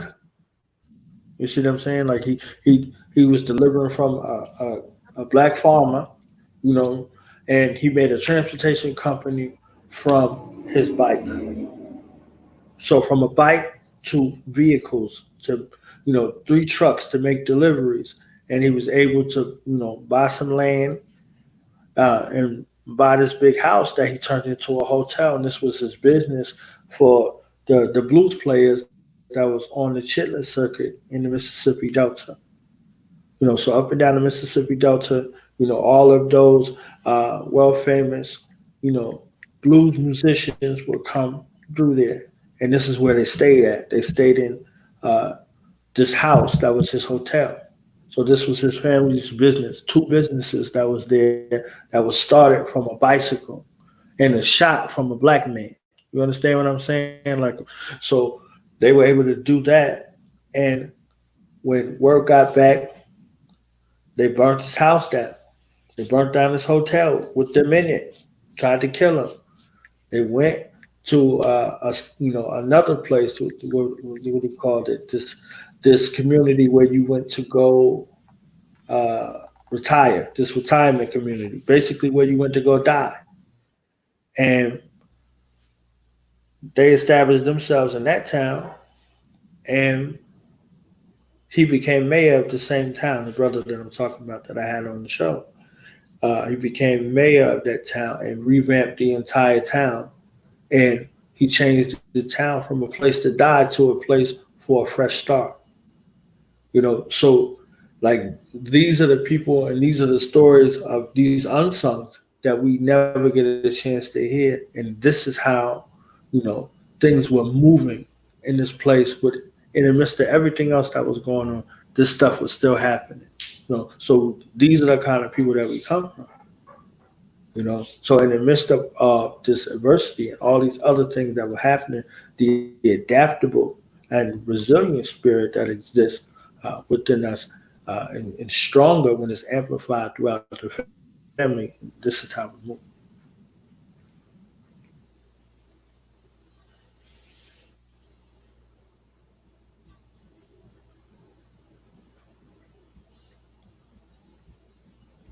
Gotcha. Um, You over there watching The Last Dragon? What you doing? I'm not watching anything. I was thinking. Um, Over there watching The Last Dragon. I want you to teach me some moves. no, I was watching Thor earlier. You know, that's what I was. Well, not watching. I was listening to it. Um, I've been listening to things because um, when you listen to it, you hear everything. You hear all of Right. the movie instead, but more when you watch it, and so. And I'm listening to some keywords that pop up and things he said. I like what he said. You just I like that part when he said that when he before he banished Thor, um, his own son. So Israel will yeah, prevail. is that what? Wait, let me see. I know you didn't change it. Hold up. Oh, you didn't change it. Okay, I can change it. Right?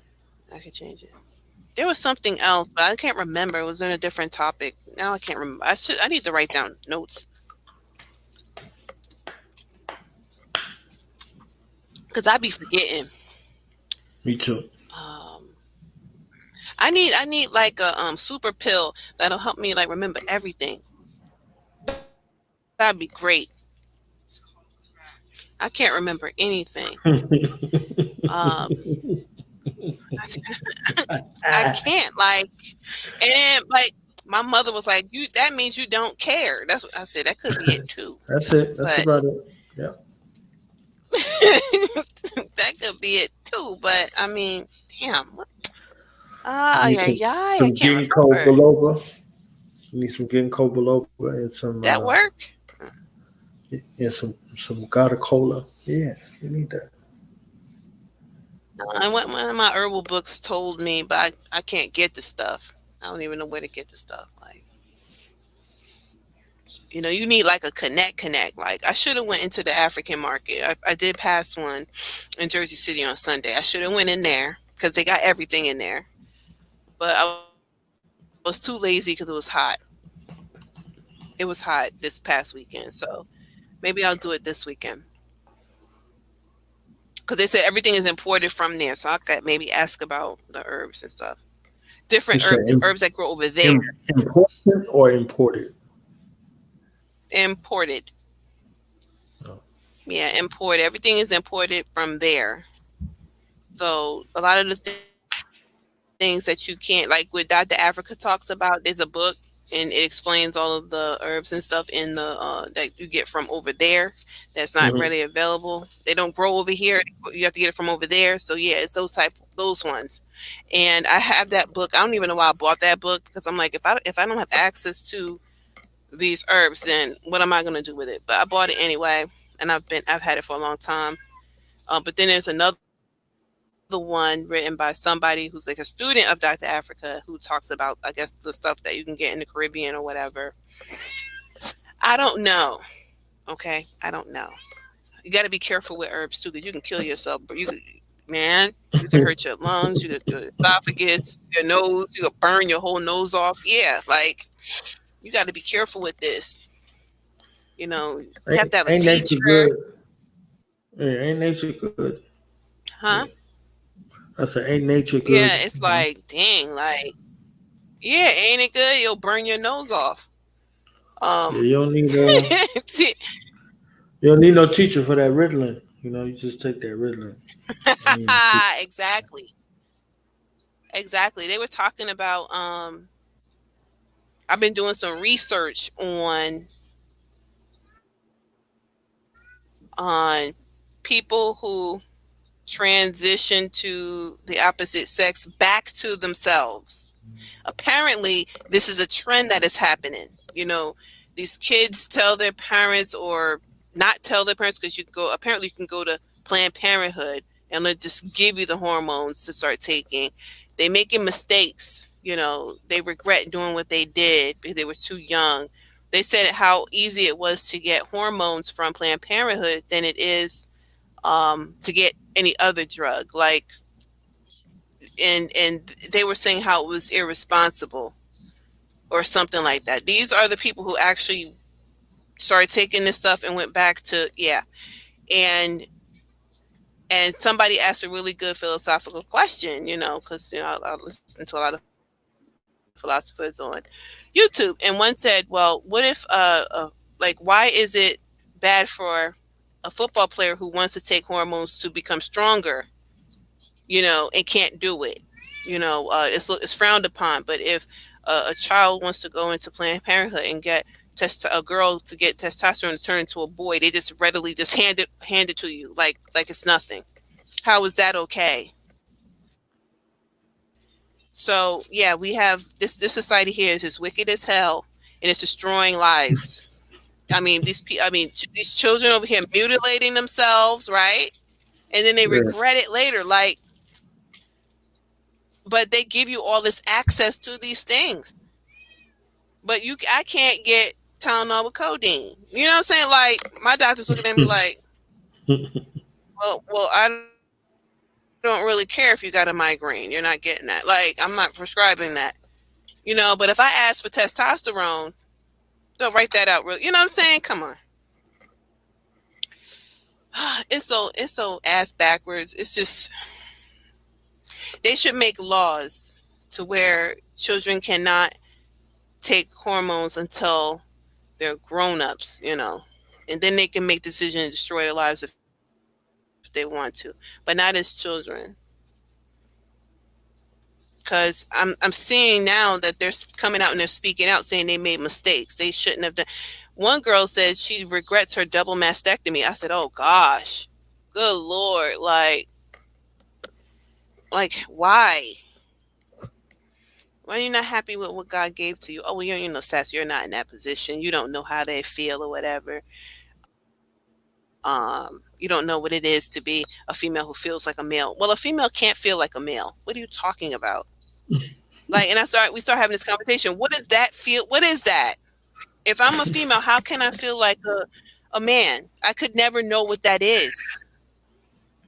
Right? Like, I mean, it just gets silly. This gets really silly. I'm just laughing because I can hear you say, what does that even mean? When you say, yeah, like, yeah, let me tell you something. I'm a straight menace. Look, I drove all of my college professors crazy. I'm telling you, because I mean, it is in my nature to ask questions. That's all. I ask questions a whole lot. Like, I mean, Socrates asked a lot of questions, so why not, right? And then Did he exist? you watch people get caught up, huh? Oh Did he yeah, the exist? one who didn't exist. Yeah. That's Yes, of course, he existed. I don't know. I wasn't humbly. there. Okay. Humbly. Plato says Right. he was. Yeah. Yeah, I don't think he existed either. Right. Plato. I mean, it's an institution. It can't. I mean, come on. I mean,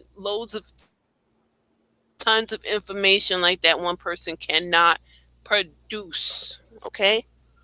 So I don't care what they say. They're not amazing like that. Okay. Right. They're not Superman. They're not Wonder Woman. Okay. No, it's and that's what I say about what did you say?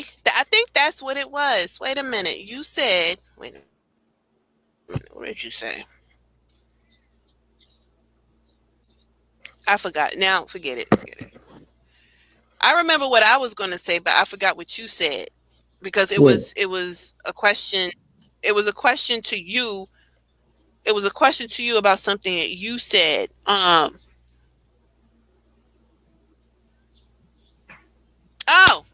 Okay. So you brought up the Bible in that interview you did. Mhm. You brought up the Bible saying it's in the Bible, right? You said that the masonry is in the Bible, right? And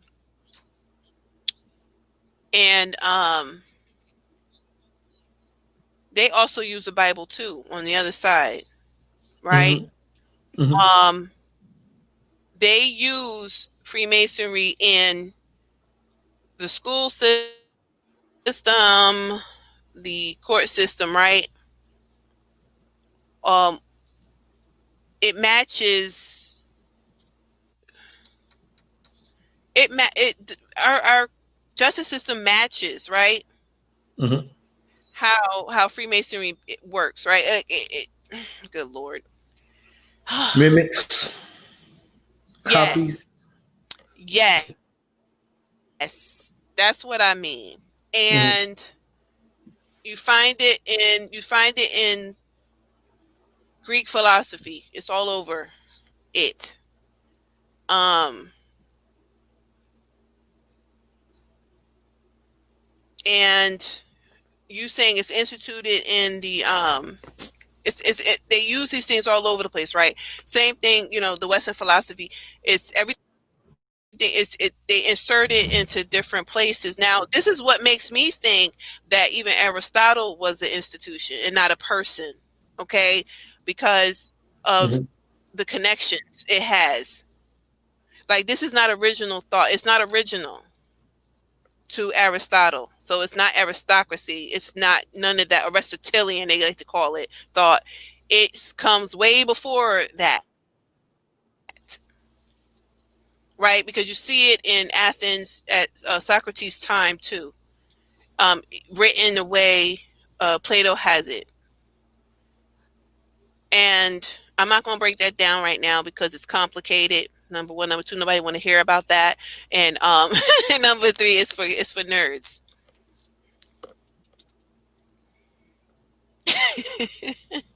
We're not gonna break it down. It's for You nerds. said effort. No, because it's for Hey. nerds. No, no, Okay. no, no. It's for nerds. It's only for people who are into philosophy. Okay. That's it. You have to like look, philosophy is the most boring. I remember my first philosophy class. Why was I asleep? I was catching Z's. I was catching all the Z's. My professor was in. I mean, his hair was a mess. He was in the clouds, literally. I mean, he was just weird. I'm like, this is philosophy, really? And it turned me so off. But once you find out that philosophy is in everything, oh, ding, ding, ding, you know, yeah, that's when I found out that everything is subjective. Nothing is objective. Everything is subjective. What you think about that statement? That's right. see, it's boring. You don't see. It's for nerds. Thank you. I just proved the point. No, I just proved my point. that's true. That's right. Everything is. People will argue with you. People will argue with you and say that no, some things are objective and some are no. Everything's subjective. Everything.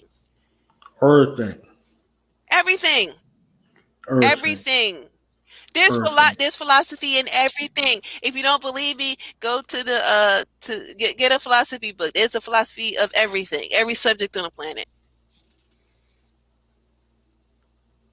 Nothing is absolute, not even math, because apparently the numbers keep going on and on and on, right? Angles and they keep going, right? There's no end to them. It's yeah. Philosophy of mathematics. Try that one.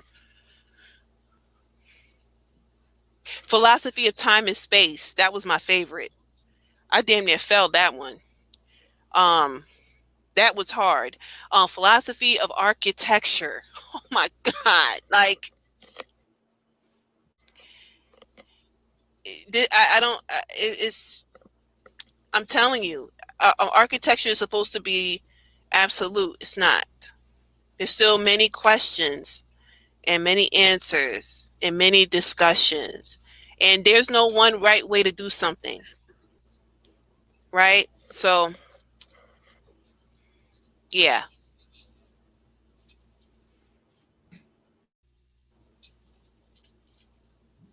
Oh, and math is theory, if you didn't know. That's just right. Like science is. Math is theory, just as science is. Yeah. I'll discuss that with anybody if they're interested. But I mean, that's only for special people, nerds. So let's break it down. On the other side of the internet, on the interwebs, tomorrow evening on Knowledge Bones to Science, we're dealing with philosophy, math, and science. Let's get it. Let's go. Let's do it. The philosophy of math and science is the most boring thing on the planet. I like it. I think it's good to get a taste of all of these things. Philosophy of architecture killed me. Like, almost failed that. In time and space, like I'm like, what could they possibly talk about with time and space? What could they possibly? Yeah, okay. I was almost killed. And what else? But of course, my favorite is political theory, which falls under philosophy. So that's my favorite. How to become a ruler of the world, like world domination. Like that's my thing. Like, that. So how to take over. I'm like the brain, like how to take over. Yeah, like that's my thing. Like Sass, you're a rebel. You need to sit down somewhere. Well, that's what that I like. I mean, come on. When I talk about it, it's bad. They teach this stuff in the school, in the university, okay, on how to take over the world. Okay, you got to find somebody with good rhetoric and somebody with good rhetorical skills who can grab a crowd, big crowds. You got to find somebody like that. Martin Luther King Jr. was who would you say was the best one? I think he was the best one. Other than Jesus, Martin would be the best one ever. Best one ever. What? Person who can move a crowd, who can move large crowds, get everyone to listen. Don't say Hitler. No. I was about to. Don't say. Don't say Hitler. Hitler, Martin Luther King, Barack Obama, boy, they wasn't nobody messing with them when they came to do what they had to do. They came to do what they had to do. I don't think Barack Obama could move a crowd like. I don't think he want to move a crowd like. Look, No, he he said moved hope and crowds, but change. not for the right reasons. It's only one reason That to was the move the first time. crowd, to move towards a particular purpose. He got it.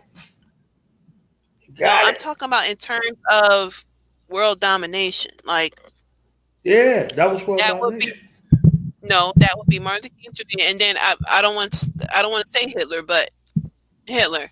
Adolf Hitler, the Führer. The Führer was getting busy. Busy. He ain't touched nobody. And He not ain't smacked Alexander. nobody. We just sent the word, and the word got dead. Okay? Word got dead.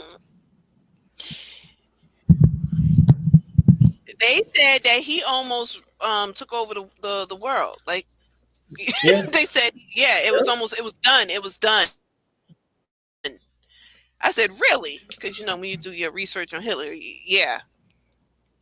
Yep, Yeah. he had the whole world on lock.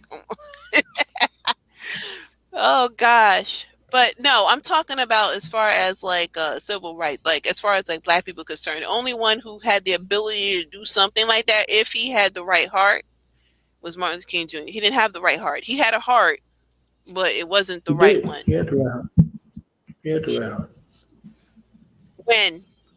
What time period? When? Right before he died. What year? Yeah, well, you can't count 1968. The 1 year?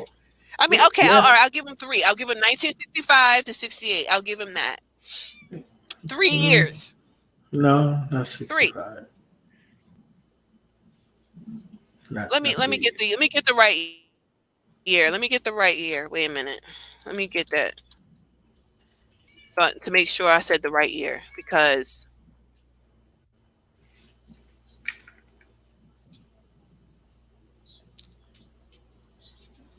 five years, 63.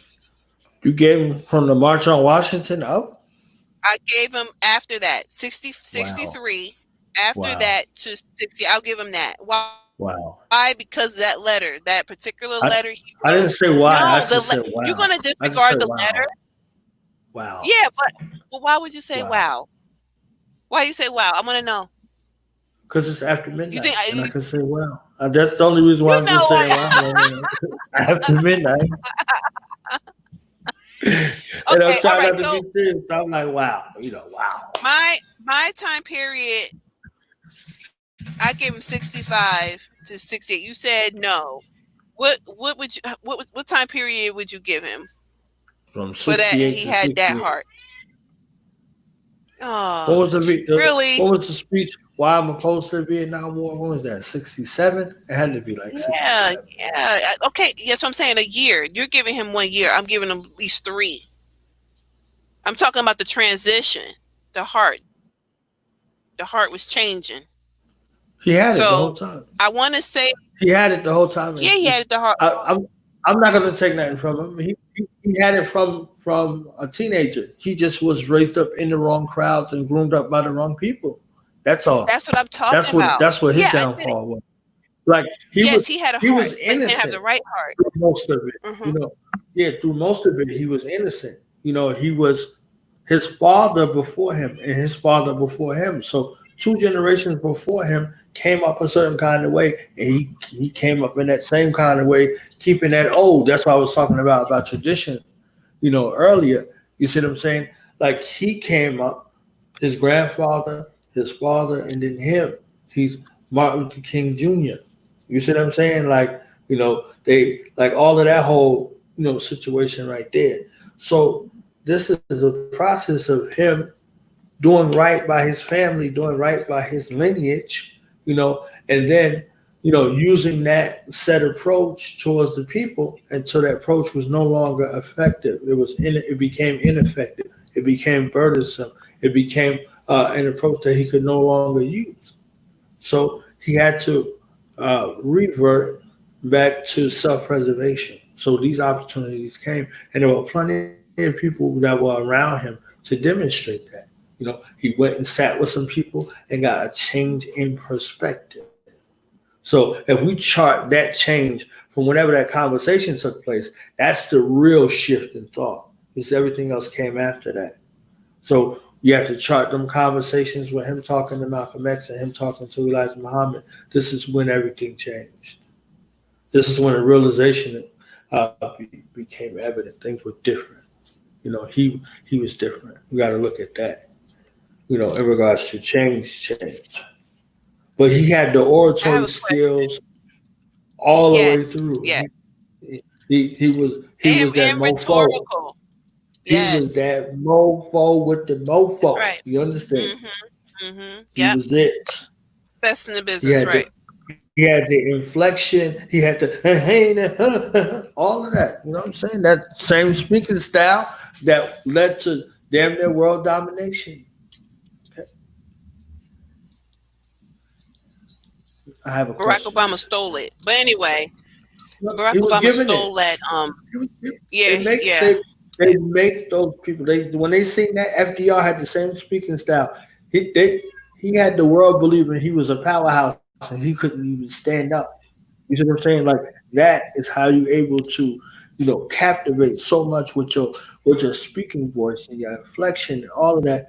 They put him on stilts for him to stand up, and the world believed that he was a leader. Roosevelt had it too, and he was in a wheelchair. That's what I'm saying. So what was you about to say? But you can't mention Barack Obama. I do have a question, but you can't put Barack Obama in there because I doubt anybody will follow him as far as like a civil rights thing, though. As far as for voting, yeah. Alexander the Greek, right?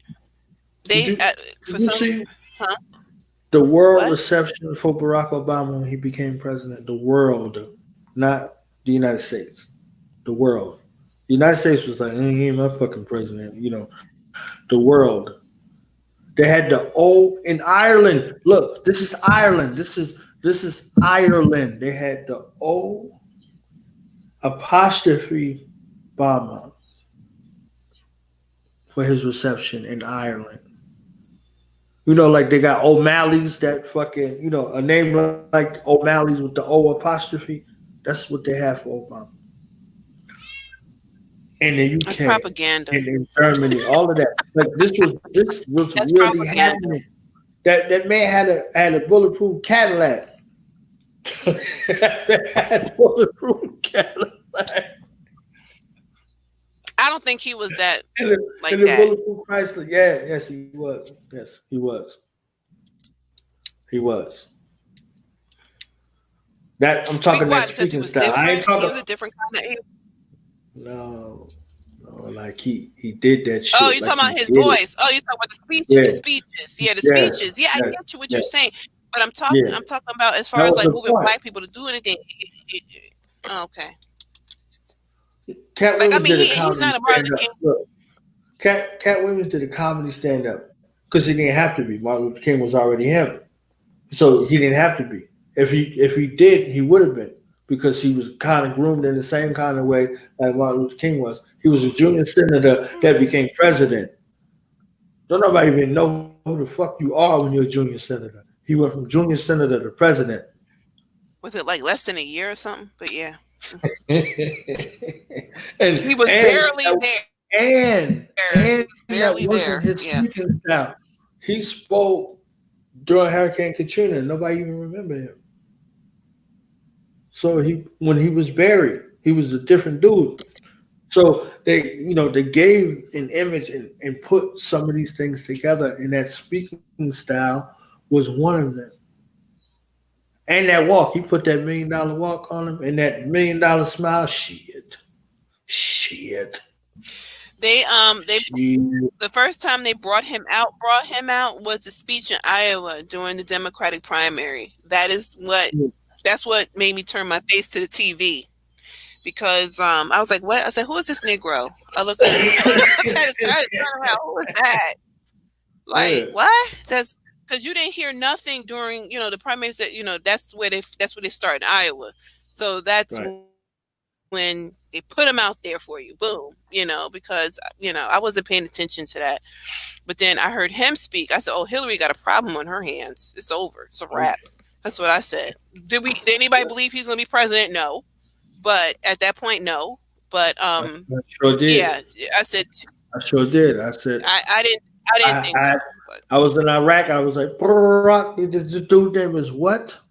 You know, because somebody had to come tell me. They I was didn't like, think yo. so. But They said, yo. I said, this cat is named what? They was like, Barack. I said, what? They said, Barack Hussein. I said, Barack Hussein Obama? Oh, this is right. That's the president. That's the president. mhm. That's the president. That's it. Oh, okay, all right. Yeah, Because I like remember. I was looking at everything else that went on because I was in Iraq getting busy. You see what I'm saying? So uh, they was talking about, oh, Bush got to go, like they're talking Trump got to go right now, right? Oh, Bush got to go, and blah blah blah, and this and this and this. I was like, let me let you in on a little secret.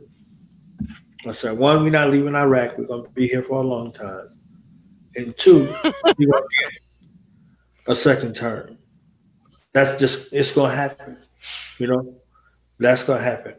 And when we got extended, I was like, see, and I was like, you know, when he got that second term, I was like, see, you know, that's how it goes. And when I heard that name, I said, say it again. They had to say it slow. Like I said, Barack Hussein. We in Iraq, right? I'm like, Hussein Obama. I said Hussein, like Saddam Hussein, like Osama bin Laden, like this Barack. Oh yeah, it's a wrap. I said that's the president.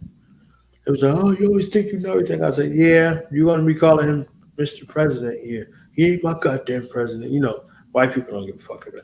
He ain't my goddamn president. It'll be your fucking president. Blah blah blah.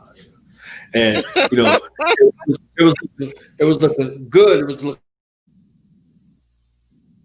crazy that it was like, oh, his pastor's name is Jeremiah Wright from Chicago, and listen to this insidious remarks from this pastor.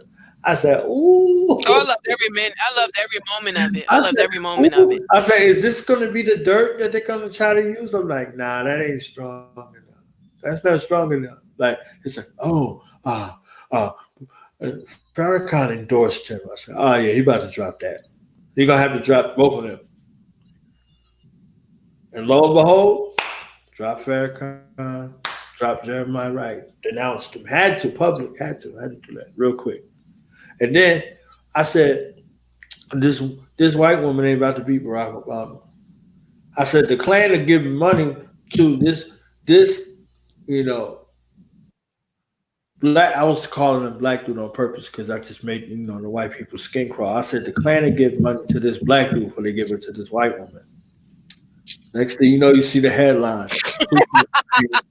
Endorses and gives campaign money to Barack Obama. I said, y'all still don't think he's gonna be president? Y'all still don't think he's gonna be president? Like, I said no.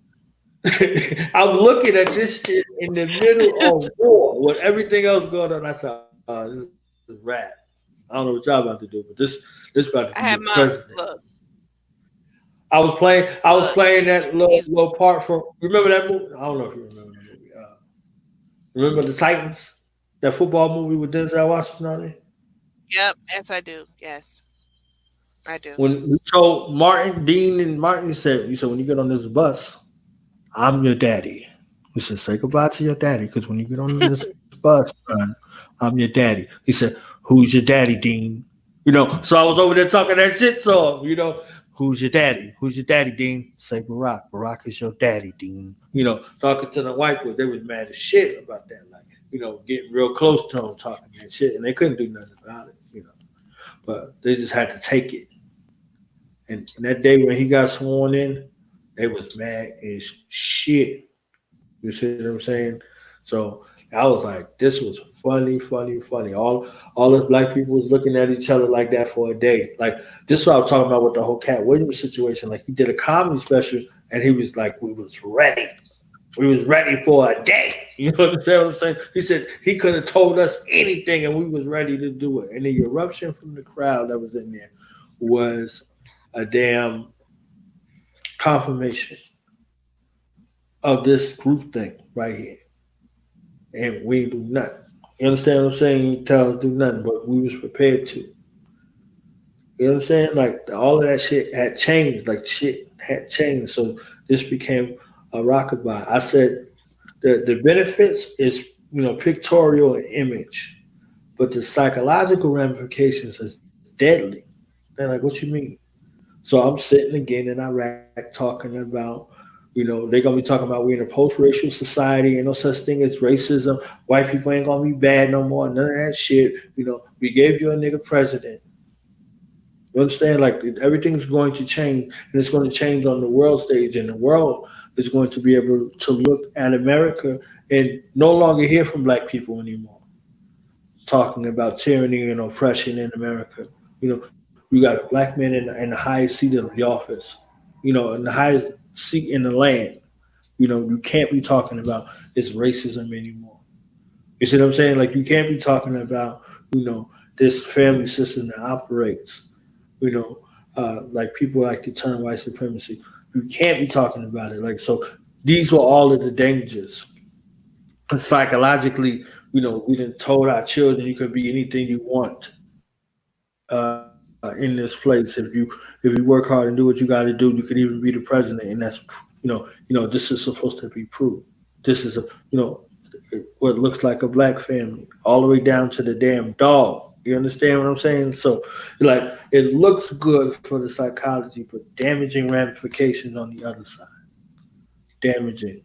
And if you look at that tumultuous 8 years, you see all of these things that happen and these things that are happening now, still to this date in regards to that time span in between. So I was rocking. I'm telling you. Look, I saw Michelle and I was like, okay, that's a sister. I'm going to have to buy all the t-shirts.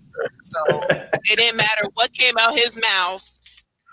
We were all voting for Barack Obama. It didn't matter. I voted by color. I'm going to tell you right straight up. Like Pharaoh said, straight the F up. Okay? It was because he was black. And Kanye running, we would be voting for Kanye too. Okay? So that's that. Ultimate for the issues. No. Going by the color. Going by the color. Thank you. This system is rigged. The game is unfair. I'm voting for black. That's it. That's the only issue right there. That's it. That's all. The end. The end. The end. Kanye West can say whatever you want to say, because this is America. When people say he need medication and all kinds of stuff, man. Look. That man said, forget about what he said about Harriet, okay? Because he got roasted already. That's done with. He said he not want that white baby. Is that what he said today? Yesterday, that's what he said. He said he did not. He would almost killed his daughter. He wanted Kim to get an abortion. He said that out loud? See? Yes, out loud. What did I tell you? He don't care about that woman. What did I tell you? He love that woman. So I was right. No, he doesn't. He doesn't. He's stuck with it. Yeah, he's stuck with it. Yeah, that's it. That's the problem. So he had more kids with her because she wanted them. She kept saying Kanye wanted more kids. No, we know now he did not want any kids with her. She wanted all those kids. Right. So I'm just saying I was right. I was totally right about it. So he did something about Kanye said that his wife and her mother's trying to he's accusing them of, I don't know how he can accuse. He has to know that they want to have him committed. Now people saying it's MK Ultra. No, committed to a loony bin. Really? They want him in a mental institution. Yes. That's why he got that bulletproof vest on. Right. So They want him committed. So he's come out and actually said this. Now, there's a connection between him, Nick Cannon, and Tamar Braxton, okay? there's connections there. Oh, and Britney Spears, huh? Tamar Braxton and Nick Cannon. You don't know Tony Braxton's sister? She's famous. Oh, she's on a TV show called The Talk for a long time, and yeah, she's famous. No, okay. Well, she apparently tried to commit suicide. The show. What happened was, it's really bad. Okay. She died? No, she didn't. But I don't know how to say this. But then again, it is like 4 o'clock in the morning, right? Yeah, don't say it. Yeah, we just adjourn. Yeah. Don't worry about it. Talk about that another time. Because I don't even know how I'm supposed to even come out of my mouth to say this. Yeah, because it might be cruel. Yeah. Yeah, we cruel. So let's go. Tune in next time. Thank you everybody for tuning in. Yeah, tune in next time. We'll be on tomorrow-ish, I think. No? Ish. Yeah, maybe Friday, but tomorrow. Maybe. Maybe. Yeah, so, yeah, ish. So, shout out to everybody who came through. I think some new people might have came over here to see what I look like because they couldn't see my picture on the screen. They said you was hiding. Knowledge Born, you are hiding. Right, I'm here, right here on my channel, every night. got about 500 interviews over here, my face on here. I think I'm gonna start doing it. What is it? I'm gonna start doing my shows like that. But like I was saying. You're hiding from what you were teaching today. Yeah. You were embarrassed to teach what you were teaching. You were. I think 1,600 people wanted to hear what I had to say, and I was halfway cut off for the thumbnail. You know what I'm saying? So I don't know if they saw me or not. No. I think the thumbnail, it was clear. I felt like it was almost on the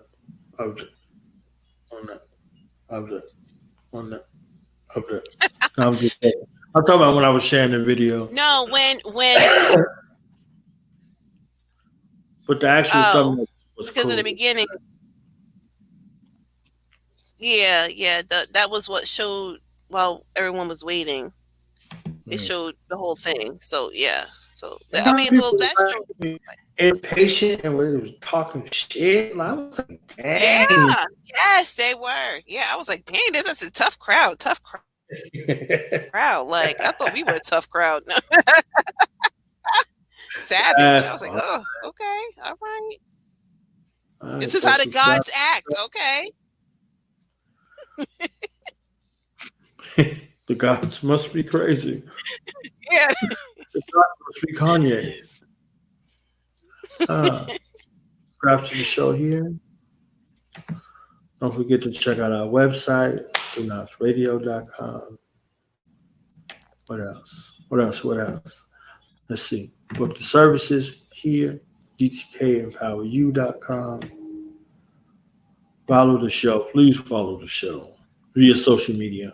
Okay. Instagram. And now it's Born Alive 357 on Instagram and on Twitter. And on Twitter. And now it's 115 on Twitter. And support our community initiatives here via Cash App, #, Knowledge Born Alive, or PayPal.me /Do the Knowledge Radio. And Twitter. I think I was wrong. Twitter. I hate Twitter. Right, they keep up with all that. Yeah. Twitter. Shout out to Ryan Coogler. It's 2 T's in there. Twitter. Yes, Twitter. Grey Like, Poupon. Twitter. Say Grey Poupon. Shout out to Ryan Coogler.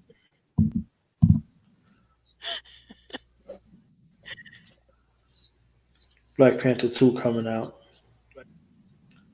I'm gonna be in Black Panther 2. Oh, Yeah. they're gonna have it streaming because everybody's home, right? I'm gonna be in a real movie scene. Oh, your movie theaters are open? Oh, okay. I'm gonna be like this. Get your hands off me, cracker.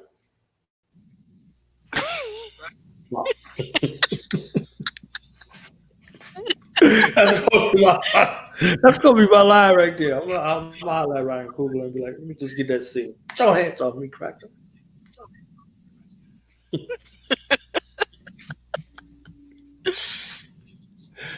It don't got nothing to do with what's going on, just in the background. Get your hands off me, cracker. You know what just popped into my head? What? That old man's feisty attitude. I heard she's got that nasty woman's disease. That's what popped into my head.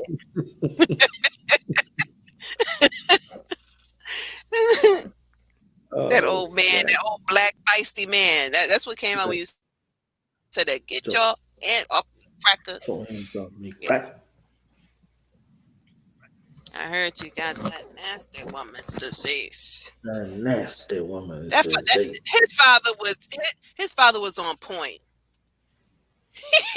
he said, "Oh my God, the dead has arisen." Not the color purple. Yes. Not the color purple. Yep. He said, yeah, because old crazy Oprah, Sophia started laughing out of nowhere. Awful. All right, we out of here. Get your hands off me, crack.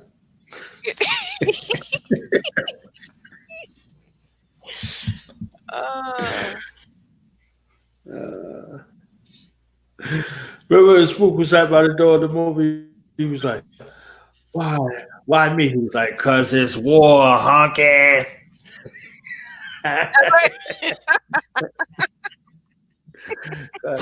War, honky. We need to get back to that type of talk. We just too politically correct right now. Like, we need to go back to the old ways. Right. Yeah, we'll talk to Ryan Coogler and see if I can do that in the movie. But come on, man, give me my shot, man. Okay?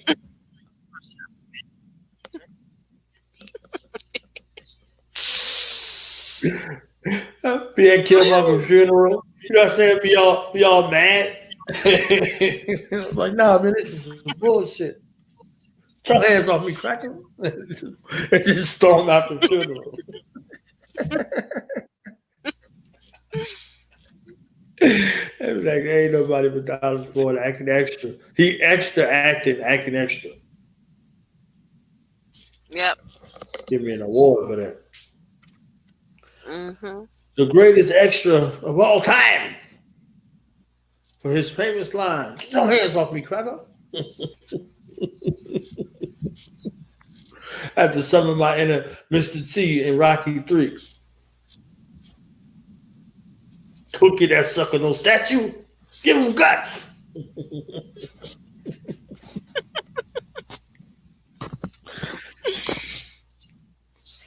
I love Mr. T. In the movie ever, right there.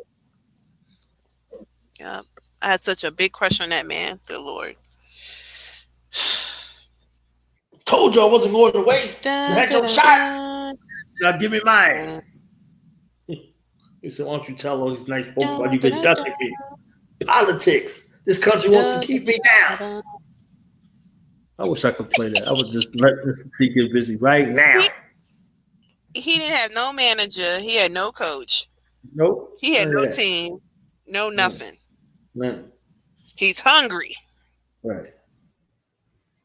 And now what his manager say, he's hungry. He's going to kill you. He said you don't want to fight him. Nope. Don't do it. What he saying? Knock you in the next century. What is that? That was. Yep. He said it. He said you're too comfortable. Like you and knock yeah. your block off. Right. Ring your bell. Mm-hmm. And he got offended by that. Rocky got offended by it. Yeah. Yep. Because he thought he was winning. He thought he was beating people and winning. Like, he was fixing fights. Mm-hmm. Mr. T still alive. Mr. T still alive. Go ahead, survived cancer. Yeah, he survived cancer, everything. That's right. That's what he said. The cracker had the cancer had a hole on his arm, and he snatched the arm. Get your hands off the cancer.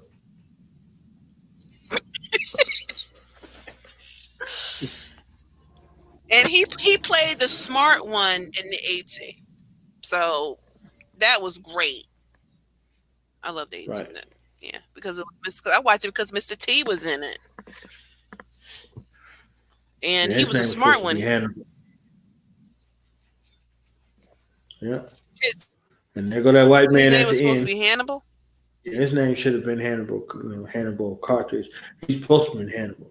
Yeah. This cracker come take the credit at the end, like he did something. He ain't did shit. Oh. Yeah. Okay. And all he did was smoke the cigar at the end and say, I love it when the plan comes together. He wasn't shit. He was a piece of shit. The thing about we can analyze it. Yeah, Mr. T and BA in that TV show was actually a good man. He worked within the community. They showed that was on TV. Yep. He wasn't a dysfunctional black man. He was smart. Everything like those days are over now. Like that type of TV. Get your hands off me, cracker. Be like that X movie. Get your ass out of my pocket. Yeah. So ass out of my pocket.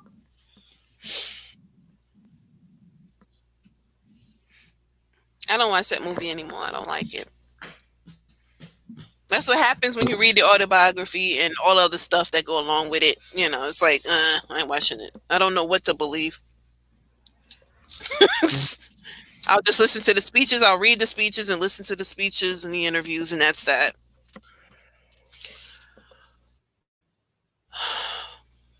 That's real. Was that a yawn? That was all yawning. Of the lights. All of the lights. Who was? Who was that? What was what? Get your yawn off me, cracker. You're gonna hurt yourself. Stop. I gotta get it ready. I get the scene perfected. And so when I pitch it, I'll be like, yeah, man, that's what's up right there. We can use that. Want to analyze School Days? Yeah, we gotta do that. I want to analyze that first and then watch other people's because I don't like to watch to see how many people agree with what I'm saying. So I'll do that. So I either got to be in Black Panther 2 or Creed 3. That's the only two places. Wait, Black Panther 2 coming out? Oh, yeah. You said you're going to go see that, not me. No, I'm be in it. I'm going to be acting in that film, Black Panther 2 or Creed 3. Oh. Gotta be it. Gotta be in it. My little 2 seconds right there. I gave my analysis on the first. Was it 10 minutes in a movie? Which movie? Huh? Which one? Black Panther. Black Panther. It only had like 2 or 3 good scenes in the movie. That's it. Like Wakanda Forever. Yeah. Yeah. I was telling. But I'm going to be one of those good scenes in the movie. They got mad at me. Man. That dude just came out of nowhere. He was like, get your hands off.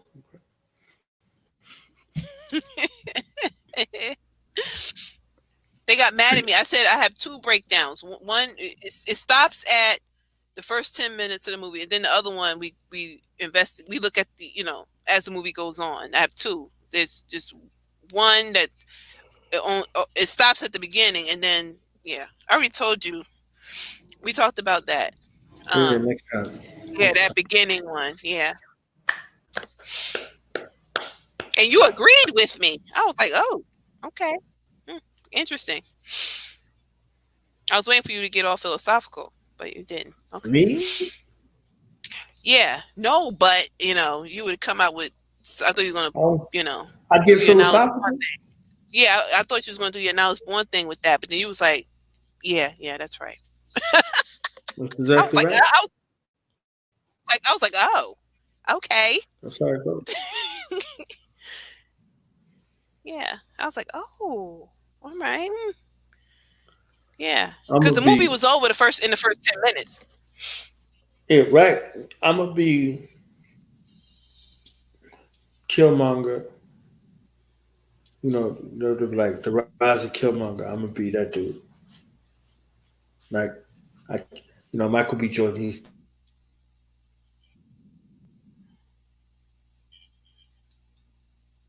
dead already, so I'm gonna be and all that. When you first get the bumps and all that, boom, boom, catching bodies out there. They And I ain't gonna say they nothing, lucky but that one little thing, get your hands off me, crack. they lucky they couldn't get a whole lot of brothers up into Wakanda. He didn't have enough of those things to put in his lip. That thing that matched the. I Right. mean, you know what? They took that from Blade, but whatever. I mean, that annoyed me a little bit. That You hear me whole on the thing in microphone? the. Yeah. But like, get your hands off me, cracker. Yeah, but you didn't say anything about. Did we say anything? I think I may have mentioned that. How about what? They took when they were marking the familiars and the vampire and when they were marking the familiars with Mm-hmm. that yeah, they had that in Black Panther as well. Yeah. Yeah. Part 2, he had it in his lip. He had it just in the same place. Mm-hmm. Blade Part 2. His assistant who betrayed him, but he knew already, had it in his lip like that. So that was just unoriginal. So yeah. I'm gonna call Ryan right now. You want me to call him? I'll call him. So No, did you no, steal this from Blade? He'd be like, hell no. I'm like, all right. you did. He took it. It's a Hell. Marvel thing, so it's good. It's a Marvel thing, so it's technically borrowing. Then it's not stealing. It would be borrow for sure. For sure. Yeah, I didn't like it because it was put on a familiar. I didn't like that.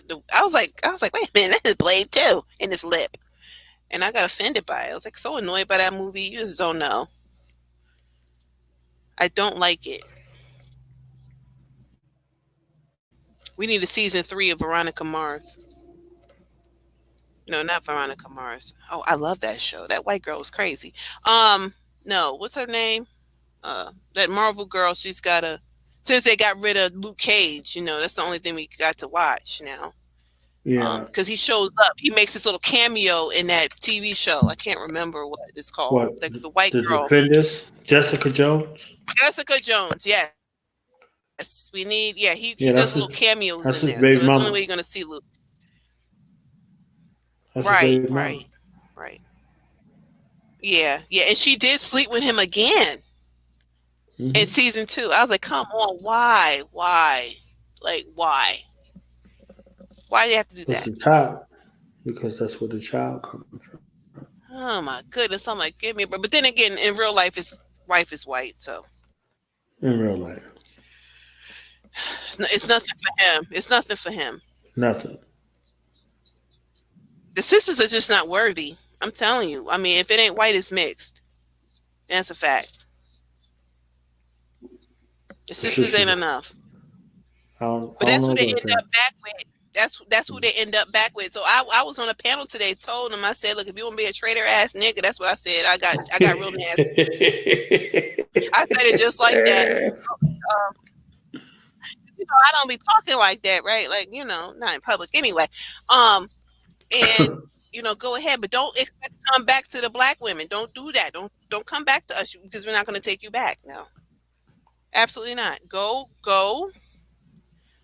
And Kofi's stupid. He said, if you're going to get a white girl, get a pasty one.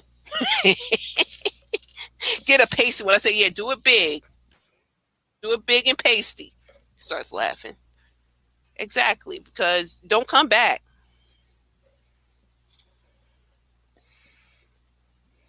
So there it is. Sisters, you are worthy, okay? Because the majority of black men love black women. So I'm not worried. Please do not worry, sisters. Because the majority ain't dealing with them like that. Nope. Nope.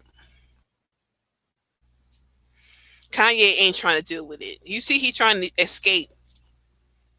He's still trying. He put his wife on blast. Talk about he went to, what was it, Utah or Nebraska? No, it was Montana to go work on his album. He's trying to get away from that crazy woman. Talk about he needed to be isolated while he did his album, whatever, away from his family. He said, "Get your hands trying to get away from her." That's what he told him. He said, "Yep, that's exactly what he said." He said, "Kim, come here. Let me tell you something." He said, "Get your hands off me, cracker." He stuck with it. It's a shame. He didn't want to get it pregnant and then break up. Look, with and it. then he said, "I don't like the way your daddy mama looking at me."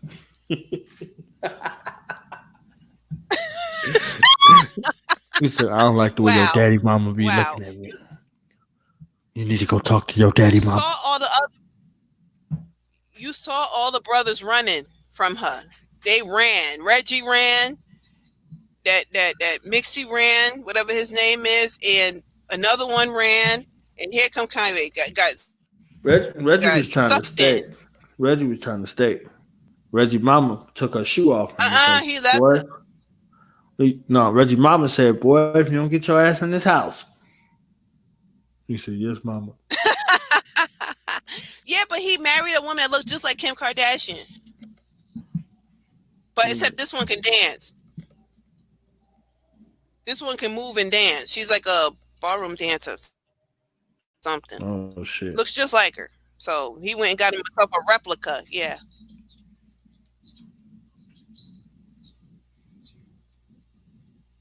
Forget Reggie. He wasn't no fool though. He ran for the hills. He ran. Him and the other one. You don't get your ass in this house, boy. Don't make me get off this porch. Kanye said, "I almost killed my daughter." That's what he said. He said he wanted to have a boy. He didn't want to be with. He didn't want the baby. It was a mistake. And I know when he look at them kids, he be like, "Those kids look like her. They don't look like me. They don't look nothing like him." It's sad. And I know that that's gonna come out his mouth next. I want to hear that.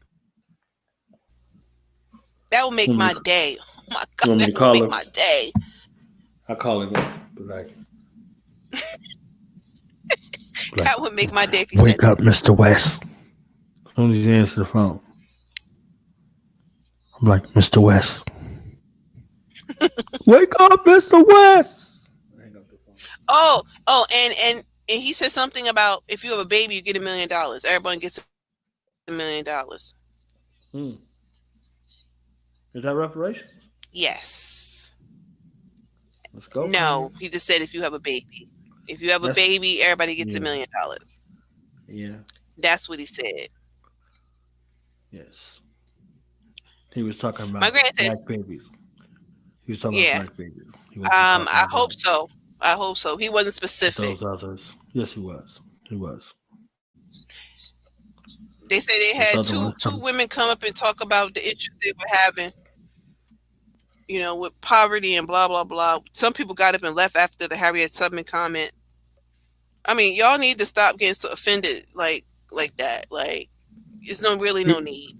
He said that because he had that bulletproof vest on.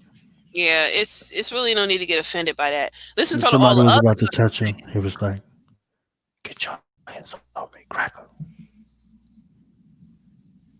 Listen to everything else he was saying. He said $1 million for, and then he got on Kim and Baby, and oh man, and then he had a opioid problem, and he started crying, and Oh, he started crying. yeah, he got emotional. Oh man, Yeah, why you do that? nobody's Kanye? talking about that. Yeah. Why did you do that? You're not supposed to do that.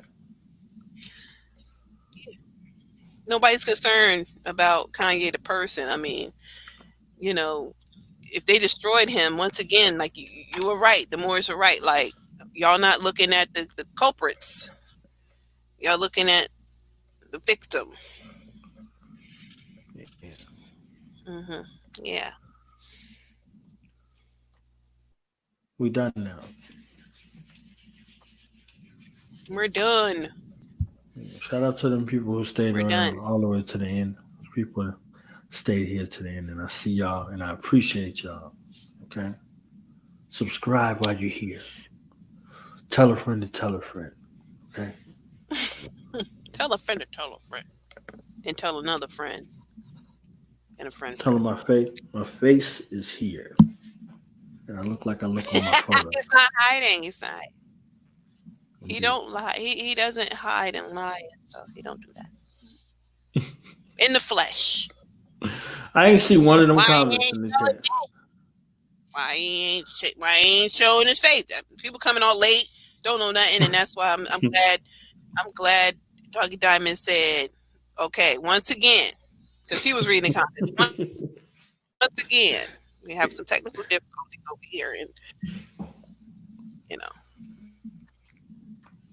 And that was really nice. All the nice things he said about you, that's what's up. He see you. He see you. He said that you're concerned, genuinely concerned for him, and you are an avid supporter of his brand and his platform. Is that right? Who said that? That's what he said. Doggy Diamonds. And you're a very good friend. Yep, that's what he said. That's dope. He said he never met you in the flesh, but you're friends. He said he takes your calls when you call.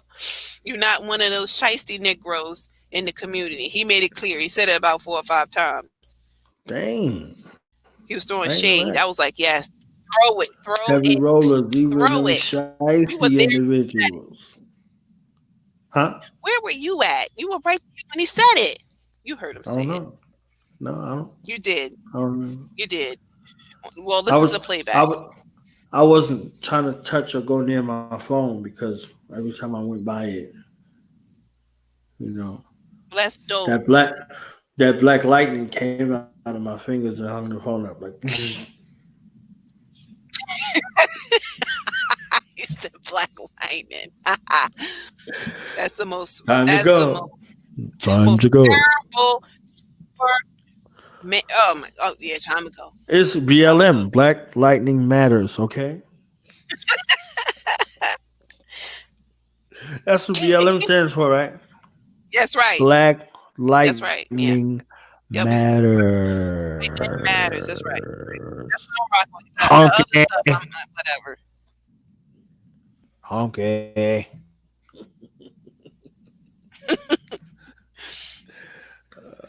I'm waiting for that Brown Lives Matter to come out. I'm waiting for that one because that's coming next. Because they're feeling excluded. So you said Brown Lies? Yeah. Brown Lies? Whoever those people are, yeah. I don't know. Yeah. Okay. I don't know who they are. I don't know what that means. What brown? I don't even know what that means. Me either. It's only 2 races. Only 2. It's an English word, technically. It's an English word. It is. It is. It's a color. As Tariq is a color. Yeah. It's a doggone crayon. We're not crayons. We're not crayons. They're etymologists, you know. Well, if you look at the root word of the root of the word that is rooted, okay, doesn't stand for no doggone crayon. Correctly. Okay? So you can't be a human, flesh and blood, and a crayon at the same time. Okay.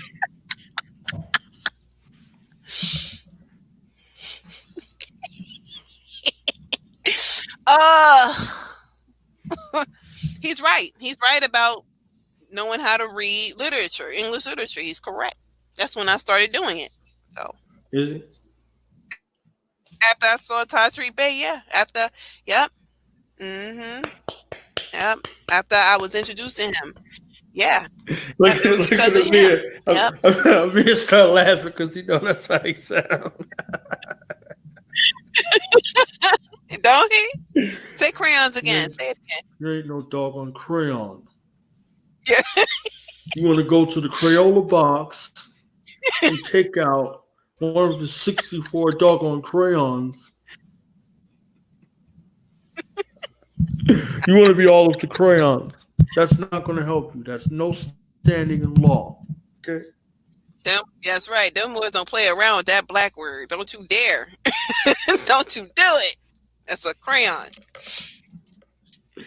I knew that was going to get somebody. Amir just snuck up in and he seen it. He like, yeah. Yeah. Yeah, I pay homage. I give credit. I give credit. You see, I read so many court documents and papers and stuff. Oh my god, like it's lots of written in old English. You're like, oh my god, headache. Let me tell you something about English in these Europeans. They couldn't write to save their lives. They didn't know how to spell, or they've come a long way. I'll tell you that, because I man, and that's why I don't. When people say, "Oh, black people from the South," they make fun of that black lady on the Help. You is smart. You remember those parts, right? You is smart. You is important. Yeah, yeah. Yeah, they was really dumping hard on that. I was like, so I said English is a stupid language, okay? Everybody speaks it wrong. What are you talking about? Wait.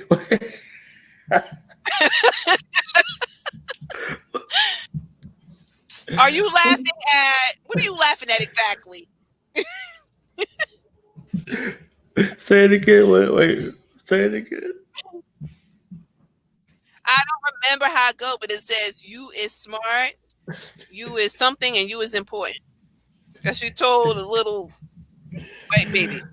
Oh God, that little thing was like, you is smart, you is. Yeah. I can't remember the other one, because I was like, man. Oh God, this movie right here. I'd have been one of those dead Negroes if it was me back in traffic. Could have threw one of that little thing in traffic in front of that bus that everybody had to wait on. You is devil. You is evil.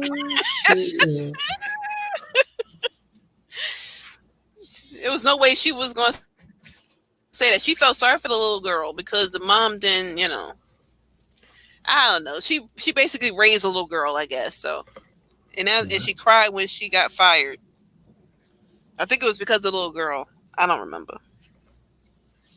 Yeah. I don't know, but yeah, you is whatever. So y'all can't be banging on people who don't speak it, because they don't even know their own damn language. How could you remember that? I would keep that. Because people made a big deal about it. People laugh about it. Yeah, people. Yeah, people laugh about it and stuff, and they're saying that was bad English. What do you mean? They don't know their own language. What are you talking about? They don't know their own language because they doggone crayons. That's why. Like this at the university level, the way I talk. So look, y'all got another it's supposed to be 50 minutes. Y'all got another 50 minutes out of it. And we just leave it. The way 50. I'm sorry, the way I speak, not the way I talk. The way I speak. You got it. Yeah. That's because it means the same thing. It means the same thing. How you have two English words that mean the same thing?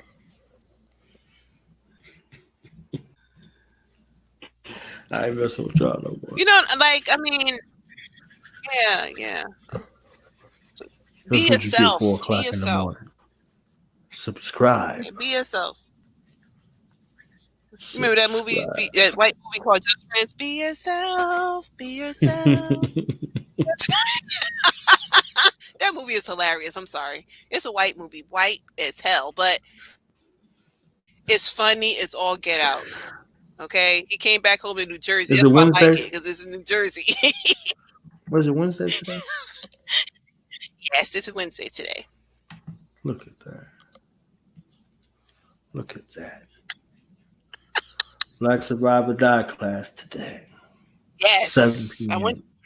I wonder what he's Eastern gonna say. Standard Time. Oh, he going off today. He said he don't play no games out there. And That's you what he niggas out here talking about Yeah. you gonna vote for some goddamn Kanye. You niggas make me sick. You know he going off today. You know he going off. And if he don't, I'm gonna prime him and be like, yo, okay, they out here voting for Kanye. And another thing. You Oh niggas out here gosh. voting for Kanye. Kanye.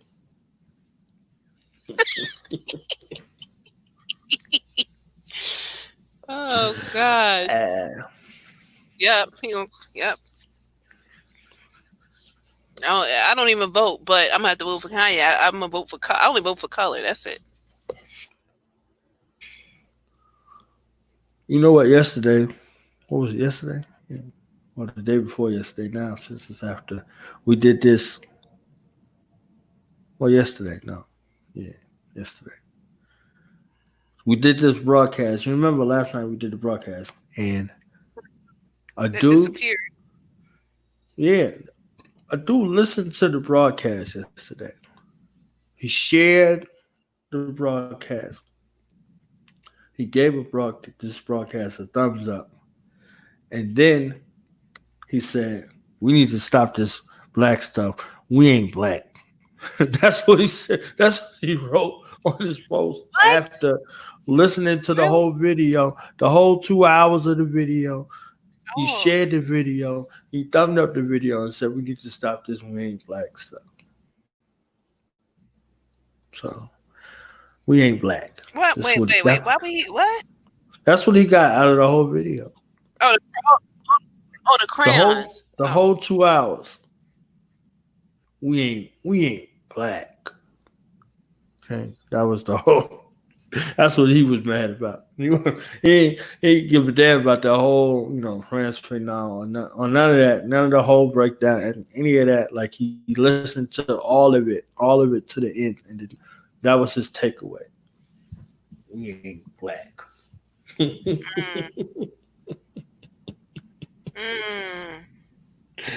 I was like, all right then, boy. Okay. All right. I'll be like, get your hands off me, crayon.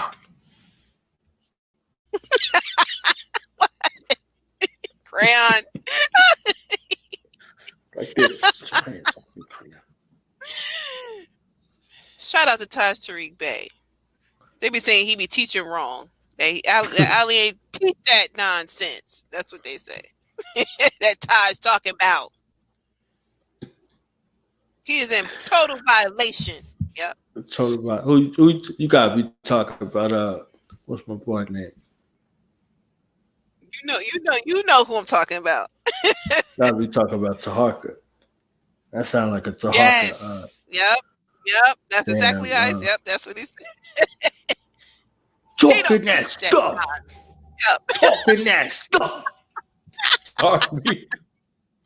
Get on time. If you get animated, you don't believe that garbage. He get on the I mean, who do you agree with? Yeah. Nobody. Who do you agree with? That's who I agree with. Nobody.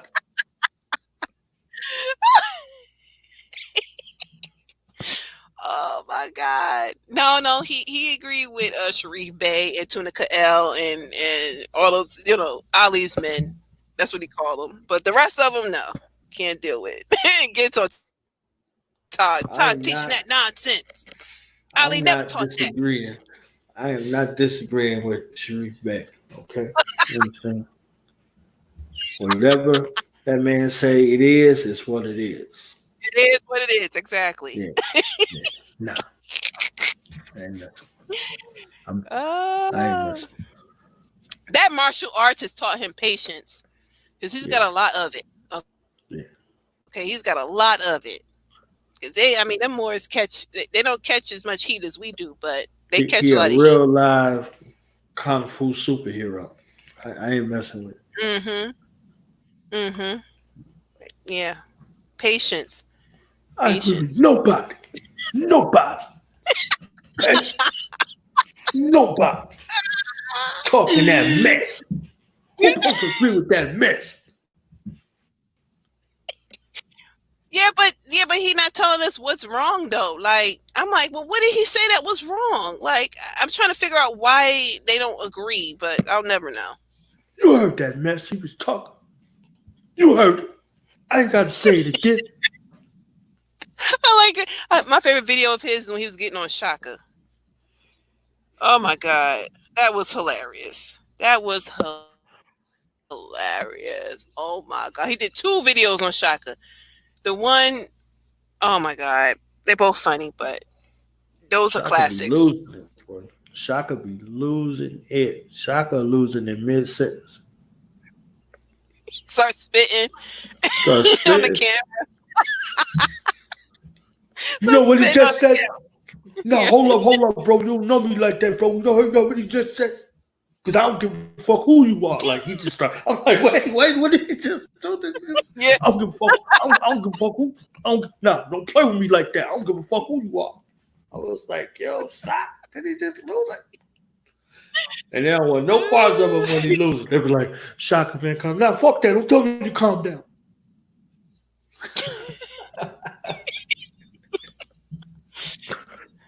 Shaka done with all that. He rich now, so he done with all that. Is he? He done with all that nonsense. Yes. Ain't nobody never start playing. This is a drug. These people, they always come back. His wife is young and rich.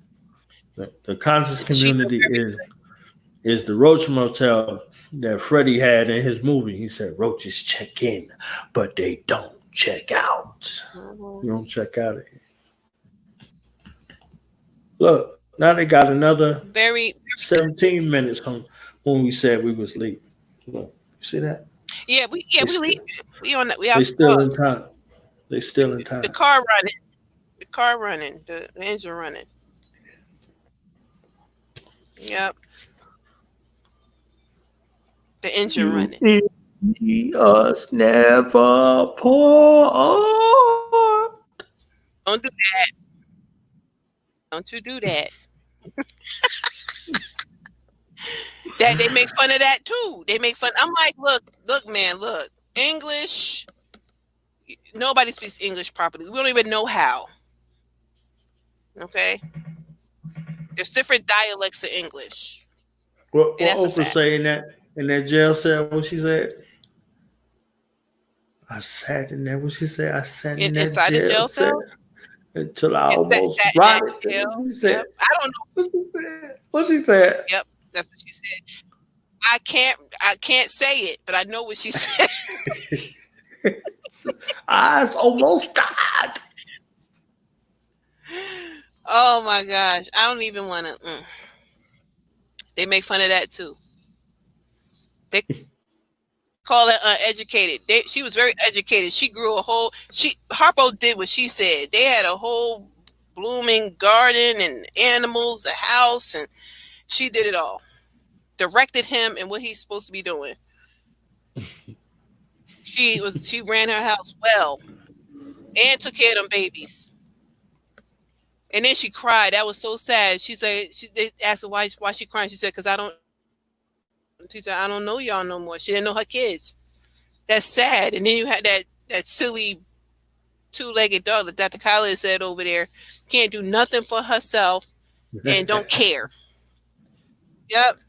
She was only there for 2 seconds and had to leave. I mean, look, that was a perfect time to like kidnap her and tie her up somewhere and torture her. Yeah, that was like the perfect time to do it. Like, man, I was born in the right time. I would be a bandit. And we hit Popo. Yeah, I would have been. I would have been. Fanon.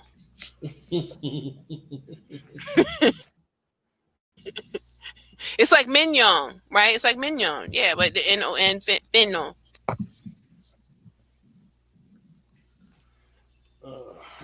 Fanon.